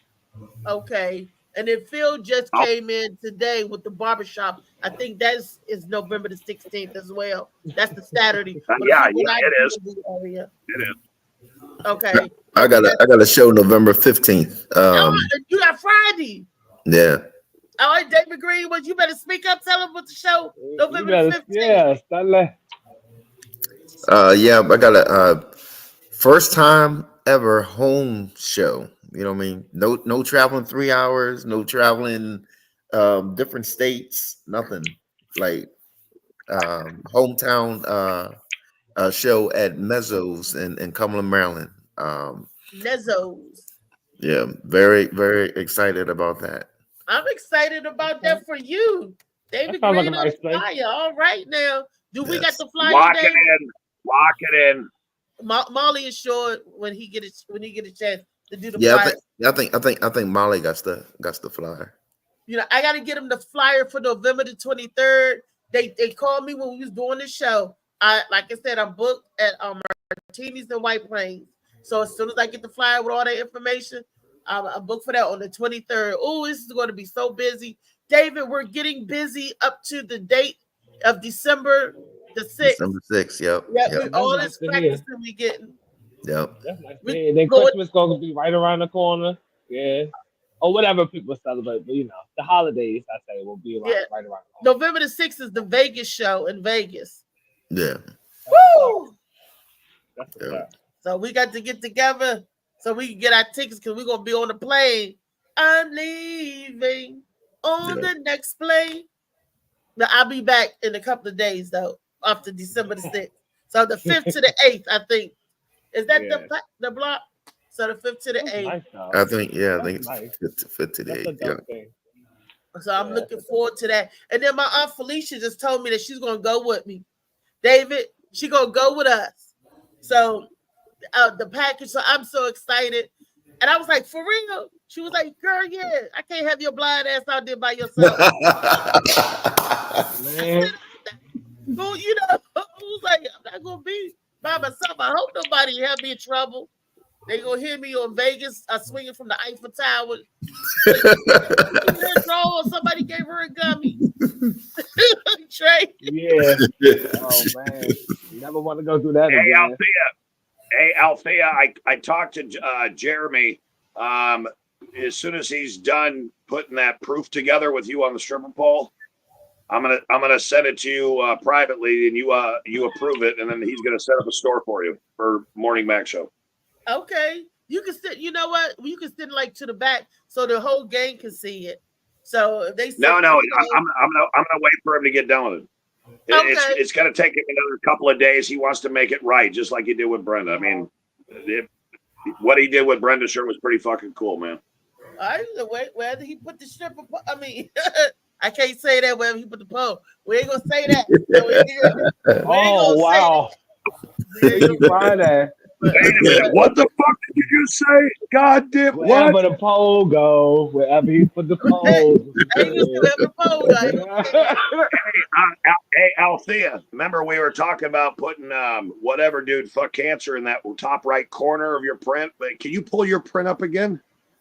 I can't, Molly. Molly, where you at, baby? Well, I know Molly said they calling my name too damn much. Hell yeah, he trying to sit in my business and shit. Y'all talk. He trying. Listen to the video. So What was the heated conversation yesterday that I missed? the vapes were hurting kids in our area, especially the white kids. No, that's today. That's We why was talking about yesterday. her story made the news. Okay, so Molly said the reason why the girl was vaping. I want to get today's out the way first. So the reason why the girl made the news because she was white. Is that why it made the news? I'm tired of hearing shit like that. No, I'm just saying. He said that's why it made the news because it hurts black kids in our area all the time. Ain't nobody saying nothing. Oh, I mean, the reason why it was pushed, I mean, yeah. I mean, I don't know what her following is like either, because if she already some type of social media, whatever, that's easy to get on the She had $3,000 to bet. It says she made a $3,000 bet. Most kids but that I know. That's not if she's doing anything like in regards to social media, then that's not really, that's kind of what today's time is. These kids are making money like that. And they just streaming, walking around, going, buying little shoes and shit from, wherever the fuck they're going to, and they making content out of that and getting paid. And so they're paying to get their own vapes. They're paying. But I don't know. Is she like a social media? I'm not trying to cut you off. I'm just asking. Is she like a social media influencer or something like that? Because I've never seen the girl before today. Is she a social media influencer? I don't know how about the floors. There go Molly. There's Molly. There's Molly. What up, gang? Is the girl a social media influencer or something, Molly? Because if she got a following already, that's not hard for her to get like the sympathy train or something. I just thought that, stories like that when they make the news, it's like there's so many other things to talk about that. I was saying in the comments that it was hurting a lot of the people in the white community. A lot of the white kids is getting hospitalized because of these vapes. And that's because they got more access, probably the money. They just order them on Amazon. So they don't allow them in the store. And the kids here, they just getting affected as well. But it's been like when it affects them on that area, they tend to talk about it. That's all I was saying. Yeah, I saw that. Yeah. That's today's topic. Is our children today, how they on everything. And Trey just bought something that's heartbreaking back to me. Is he said that they on crack today too. I was like, crack? Like 100%. Not even joking. Not even 100%. He's not even joking. He said nobody smokes weed. Like I don't have to worry about nobody. When I be going to therapy in the morning, you know how it be cold in the morning, and I'm like, it ain't that cold, but smoke be coming from them huddles. So I don't know what kind of smoke is coming from the huddles. It ain't that cold to see the breath, And these are middle schoolers out there with the elementary school kids and high school kids. Stand out there with the elementary school kids. Let's fire that bullshit. Them thick clouds of smoke, they over there hunched over or covering their heads trying to block out the wind. That's only like a block away from here. But the babies is doing. I haven't even heard of boot. That's why I said I heard it before. 17. Let's do that. Yeah, do that. But Molly, I thought was a pill. Nah. Molly, ecstasy is what they. What Molly is. What they call Molly for these young kids is what ecstasy was for y'all. Yeah. I'm not taking a pill for ecstasy, but it's not. But it's not. These kids got it misconstrued. They be calling OG, which is a weed strain. They be just anything that don't look like a flowery and pretty and all that. They call it OG. Like their terminologies and how they place terminologies on things, they don't know what the fuck they're talking about, really. So it's not, it's not that. They're wrong. They don't know what the fuck they're calling certain shit. And Buddha has like meth and people say MDMA, but it's not. but it's like meth and like downers and uppers and shit in it. Like it's a combination of shit, and it look like a little rock. And that's separate from crack because they don't want that no more. They're getting away from that and they're starting to actually be smoking crack. Why? Because they're not out there on the foil like they was doing before with a straw trying to smoke that shit up. Now they want to hide in the woods. They want to be in the. They want to be secluded and away from everybody when they doing what they're doing. That's why I know y'all smoking crack. Like, and it's got people. It's got people. When I was younger, my friends was doing boot, and it's the thing. Like you got some boot up, and they can be up all day. They can be up for 2 days, and they get all the work done that they need to get done. So they was taking it mostly to do things, you know. But now people do it to party. You know, they want to party 2 days straight. They want to be up. They don't want to lay down. So I don't know if you get out smoking it now. Now they smoking it, they putting it with a downer. So you mixing the upper with a downer. So they got them looking like zombies out here. They looking like they 40 already. They 18. That's what I was telling them. Yeah, that's what I was telling them. Yeah, they look bad. Very very thriller like, you know, drawn out, almost dead. Same thing when we was kids or babies, our parents, you know, they was doing crack and all types of boat.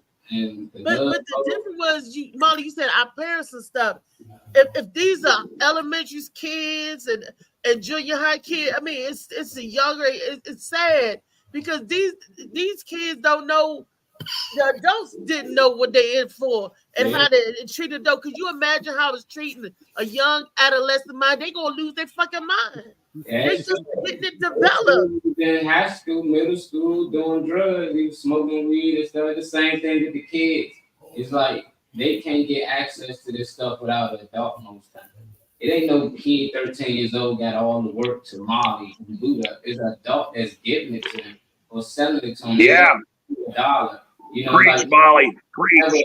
Serve to the kids and no old people, pregnant women. Now they don't care. Girl can be 8 months pregnant. They'll serve her whatever.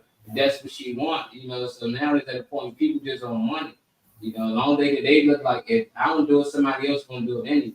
They don't get it from me, they will get it from somebody else anyway. So why miss out on this money? Yep. I know motherfuckers selling clothes now. Motherfuckers coming around the table talking about, hey, you want some socks? Socks. No, people. Wait a minute. You said but on some real shit. Yeah, like people coming around, like people that was good. Some of them had jobs, some of them didn't. But you know, everybody was at least getting money some kind of way, and it wasn't necessarily a way that was even doing it. Exactly. You know? When I was a kid in the '90s, I'm just following up with you, Trey. When I was a kid in the '90s, it was a teenage Mexican. He was a LKN. I had no idea because I was selling powdered cocaine, but I did not know what freebase was, crack, whatever you want to call it. Yeah. Right. So he showed me how to make it, and I learned that from a fucking teenager back in 1993. Yeah, I was a kid in the 90s. Wait a minute. 1993, Damien. That was 31 years ago. Right. Yeah, it was. You nailed it. Damn. I didn't know. I had no fucking clue. I thought it was like Mr. Wizard's World. And now here's the sad truth of that whole story: is that someone, because I was used to doing like maybe I'll do a line or something, you know, and party with the fellas while I'm selling my gear. Because I mean, I grew up on the street, so I got to do what I got to do. But the thing was, when someone gave me, it was a tire pressure gauge broken apart and duct tape on one end, and then chore boy in the top. And he loaded me up when he goes, "You've never smoked this before?" I said, "Hell no, I've never smoked it." And I did. And here's what happened. I got my ass in a lot of fucking trouble. I mean, I went down that fucking rabbit hole so fast it'd make your fucking hair crawl. Yeah, it was that fucking good. So I had to give up crack. Plus, I smoked a piece of drywall and a ramen noodle. That is when I knew I was out. I'm smoking So literally you dust like bunny. being out of your mind. You like being high out of your gorge. That's not Chicago. I'll never, Althea, I will never go back to that one right there because that one scared the fuck out of me. I mean, it was such a good high. I mean, I'll never do it again, and I haven't in 31 years. You're not going to use that word "good high" because anything that makes you crawl on the floor. Oh, it was good. It was good. I can tell you, it was good. If they got you looking for Roman noodles to smoke. You looking for ramen noodles and shit? That just fucks up your chore boy. That's not a good high. You smoking oodles and noodles and shit. No, that's not a good drywall. Yeah, because I was still fucking I was still trying to get high, and I thought I dropped the shit on the carpet.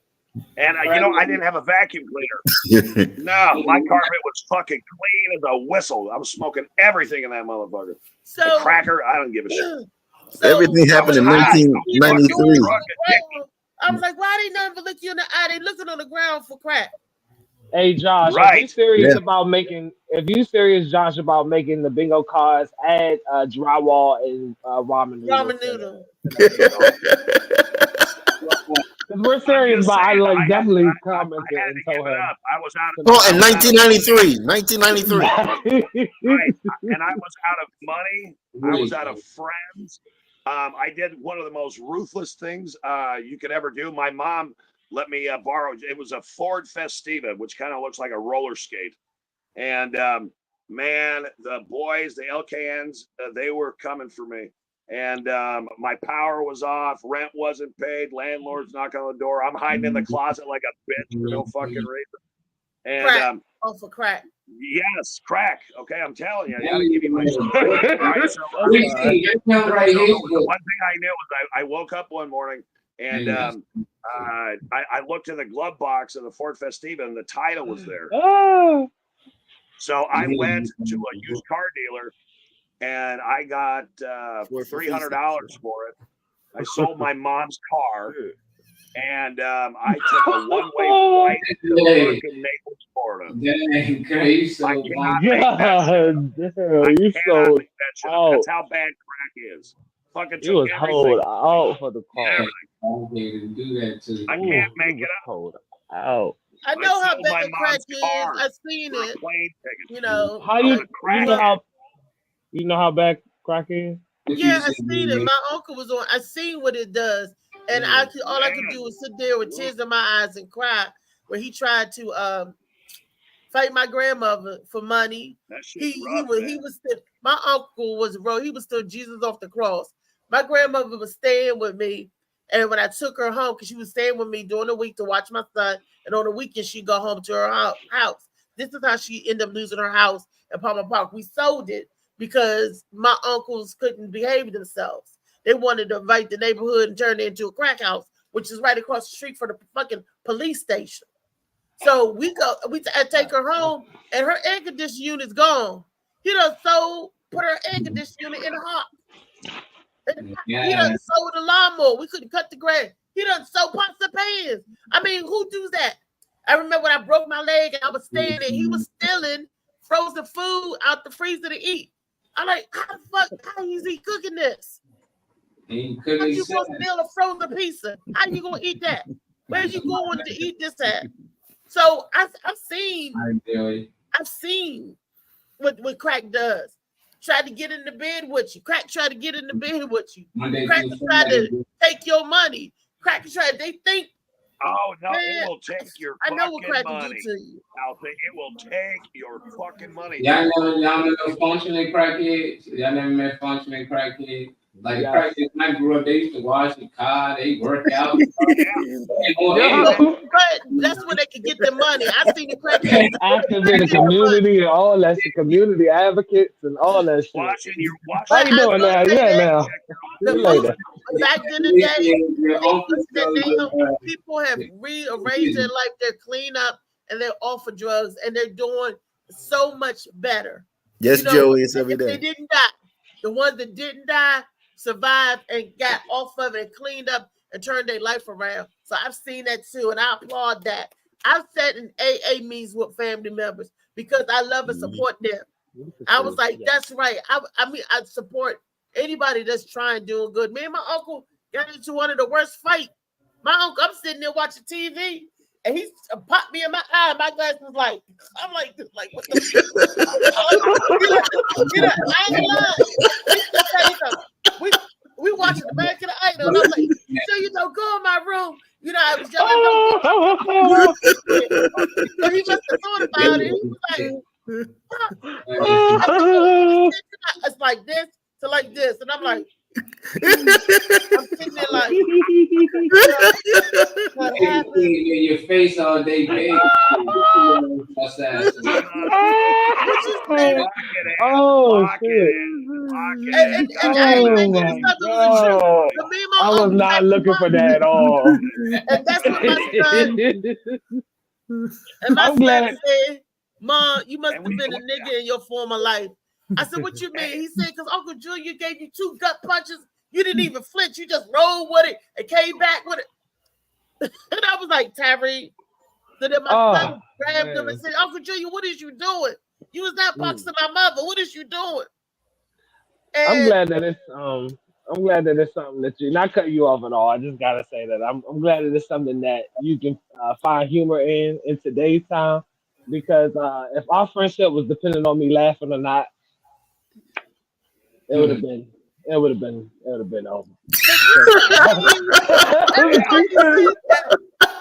It's and hey, you had to be there. What I think the funniest, Althea and the panel, this is just what makes me laugh, and I do write down notes. I mean, like all the fucking time. Okay. What's so fucking funny is we started off with vaping and we went to fucking Althea getting punched in the fucking eye like this. That's fucking funny. It was what drugs do. How do we go from because of the children? The children's on drugs, and we're talking about the older generation on drugs, how it affected them and how they deal with, and we just got out of that bad epidemic. But if children was born out of that, born to addicted to drugs and stuff, it was a bad time. And then for Trey to turn to me today, 2024, November 29th, to say that crack. October 29th, yep. October 29th, to say that crack is still running out there like a badass kid. We didn't eradicate, we didn't get past nothing for it to come right back like that. Yeah. I'm telling you, I'm saving weed now. I ain't trying to be funny. I'm saving weed like a motherfucker now because I'm out there. I used to worry about somebody trying to buy a 10 real quick off my shoulder, but not no more. The game has changed. I'm telling you, they do not want weed. They like, oh, nah.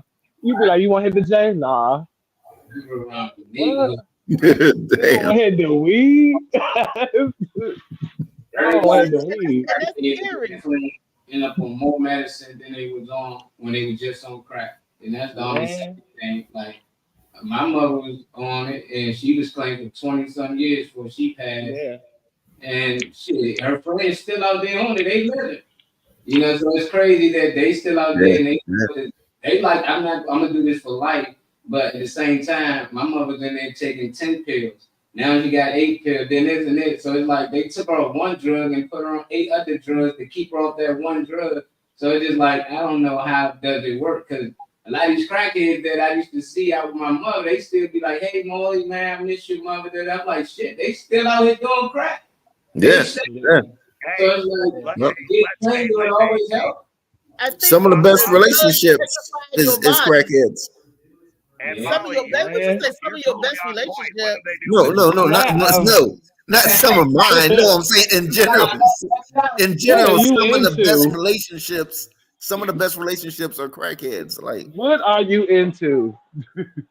I'm not talking about for me. I'm talking about 2 crackheads together. You see them I guess the motto is through thick and stem or something. I don't know, but rocks and stems. Hey, to Molly's point, you got to think about something else that was an epidemic, and the heroin, you know, opioids, Oxycontin, fentanyl, all that shit.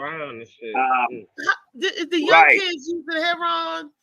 I mean, I don't see them sticking needles in them in there like that. Nah, ain't nobody sticking no needles. I'll say that. I ain't no track marks, nothing like that. But okay, just the overall transformation. Right, People that used to be big, getting that small. right there, my niece Kimberly. Damn. You know, she was a drug addict. I'll be talking like shit. So if I ever Anyway, meet your niece Kimberly, hide your purse. No, she was trying to get off. You know, she went to like a rehab center in the St. Matthew's house in Fort Myers, and she'd been clean, I guess, for like a year and a half, and she went to a party, and they crushed up some pill, and she thought it was Oxycontin, but it was fentanyl, and she died within 15 minutes. So and then my best friend Michelle Hamilton is her mother. Now imagine the burden that, because even Michelle will admit that, you know, she was a drug addict with her husband, and the kids growing up, they saw certain shit and whatever. And you know, kids, I know this just from my own opinion, but you know, you live what you learn. If your parents are fuck ups, you're pretty likely to be a fuck up. That's not true. That is not true. Okay, I understand. Wait a minute. That's not the point, Althea. That's not the point. The point is, she was clean and she was trying to get herself right, and she got herself in one fucking situation, and she didn't know what she was taking. She wasn't supposed to be taking nothing. She was supposed to be, you know. Right. Woo! She didn't. You know, just to see the look on her mother's face, because she had told her daughter Kimberly. No, she had told her daughter Kimberly. She had told her daughter that if you keep going down this path, you know, you're gonna die. And she was clean for almost 2 years, and then it took 15 minutes. And see what it saved. Been here. She'd have been here. But what I'm saying, you're saying that the most kids see their parents on drugs, get on drugs. It's the opposite. When you see your parents and you want to get on drugs, mostly everybody I know with drug parents tend to do better. Their kids say, I'm not doing that, and they don't. Hey, So, I think someone's going to call bingo. I think someone's about to call bingo. You motherfuckers cracking the fuck up. They're about to call bingo. Someone's going to call bingo. No, Ellie just no. Remember when you said where's Molly? Ellie just Frosted said, what would he say? Hold on, let me go up here. He said,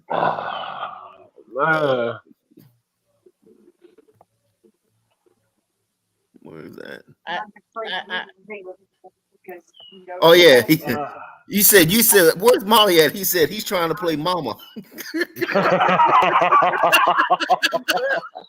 I was cracking up for like 15 minutes on that one. Oh shit! I didn't know what you guys were fucking laughing at, man, because you guys were reading the fucking messages. Then you were talking about Kimberly. He said, "Was anybody not on drugs?"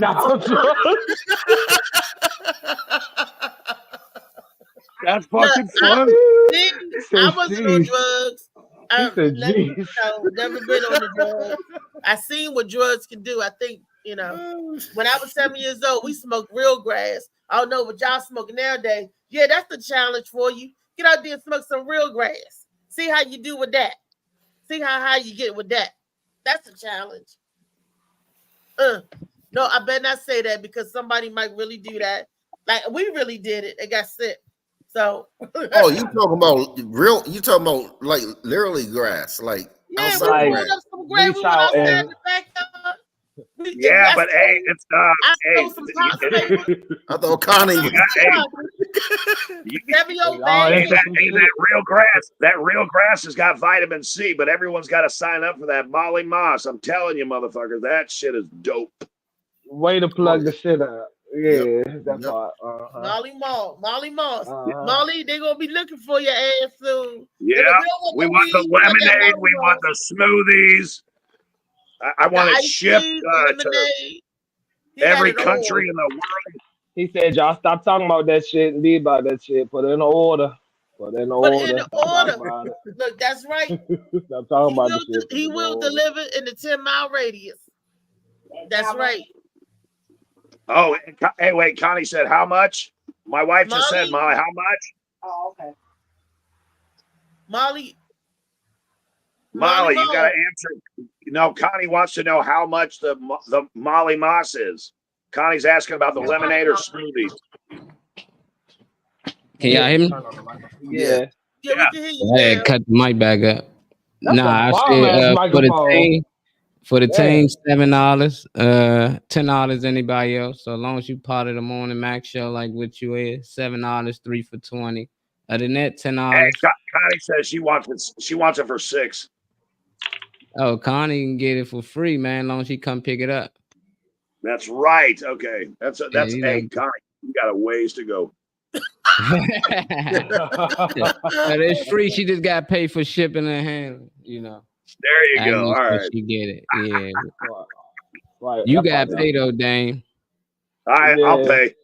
I don't care. I'm allergic to shellfish. I can't take that sea. I'm allergic too. I'm allergic to shellfish too. I thought that I couldn't take sea moss, but I actually can. Sea moss isn't a fish. It's not a fish. It's algae. It's algae that lives on the rocks. Yeah. It's you know. So I'm allergic to any seafood. I got to take an EpiPen, but I can take the sea moss. Yeah, that's why I was scared to take sea moss, and I gave it a shot, and I felt better, and I kept taking it. I was like, I'm good, because anything with sea in it, I stay away. Extra allergist, because some people, I mean, for real, I had to go to my allergist, and that's like, it's not a fish, it's not an animal, it's just an algae fungus that grows on the rock. They call it Irish moss and all of that. So people with allergies, just drink a little bit or taste a little bit and see. Try it. Hey, do you guys, because we're talking about the sea moss and that is an algae. Hey, Molly, if you can, I'm going out of right field here, but did you know that algae is being grown to produce diesel fuel? Shit, nah. Hey, no, listen. Can you look it up real quick? There's got to be a little clip. Algae, diesel fuel. Yeah, we'll do it, but I'm still find it. Because we're gonna talk All about. Right, I'm sorry. Man, I have too many. About to be out. All right. So, Mama. Yeah, if you got an iodine deficiency or you're allergic to iodine, like myself, sea moss has some of them, like Clean and Good, Noah Good, has a high concentration of iodine in it. But for some reason, I can do the sea moss. Do it in little dosage, introduce it to your body, and see what happens. For those of y'all who can take it good, get it in there. It has a lot of good sea moss, bladder rat, and what's that other thing that come out of a tree, Molly? You know what it is? Maple syrup. Maple syrup. Maple syrup. Maple syrup. Comes from the rock. Maple syrup. Damn, I don't know. We ain't talking about it tomorrow. I was it say the green slime in diesel fuel is not algae. So I don't know. No, but it has lipids in it. It's a combination of bacteria, mold, and fungus. You're looking at something different, bro. Oh, okay. He looking up bacteria and fungus. Y'all stay the fuck away from that diesel fuel. Yeah? Don't. This is the man that smoked drywall and ramen noodles. Y'all stay the fuck away. Drop the mic.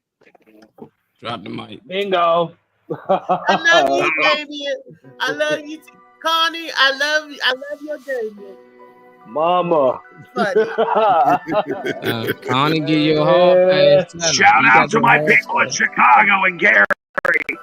There Drop the goes mic. Chicago. Bingo, motherfucker. Bingo. If I see heat, why the fuck would I wanna go there?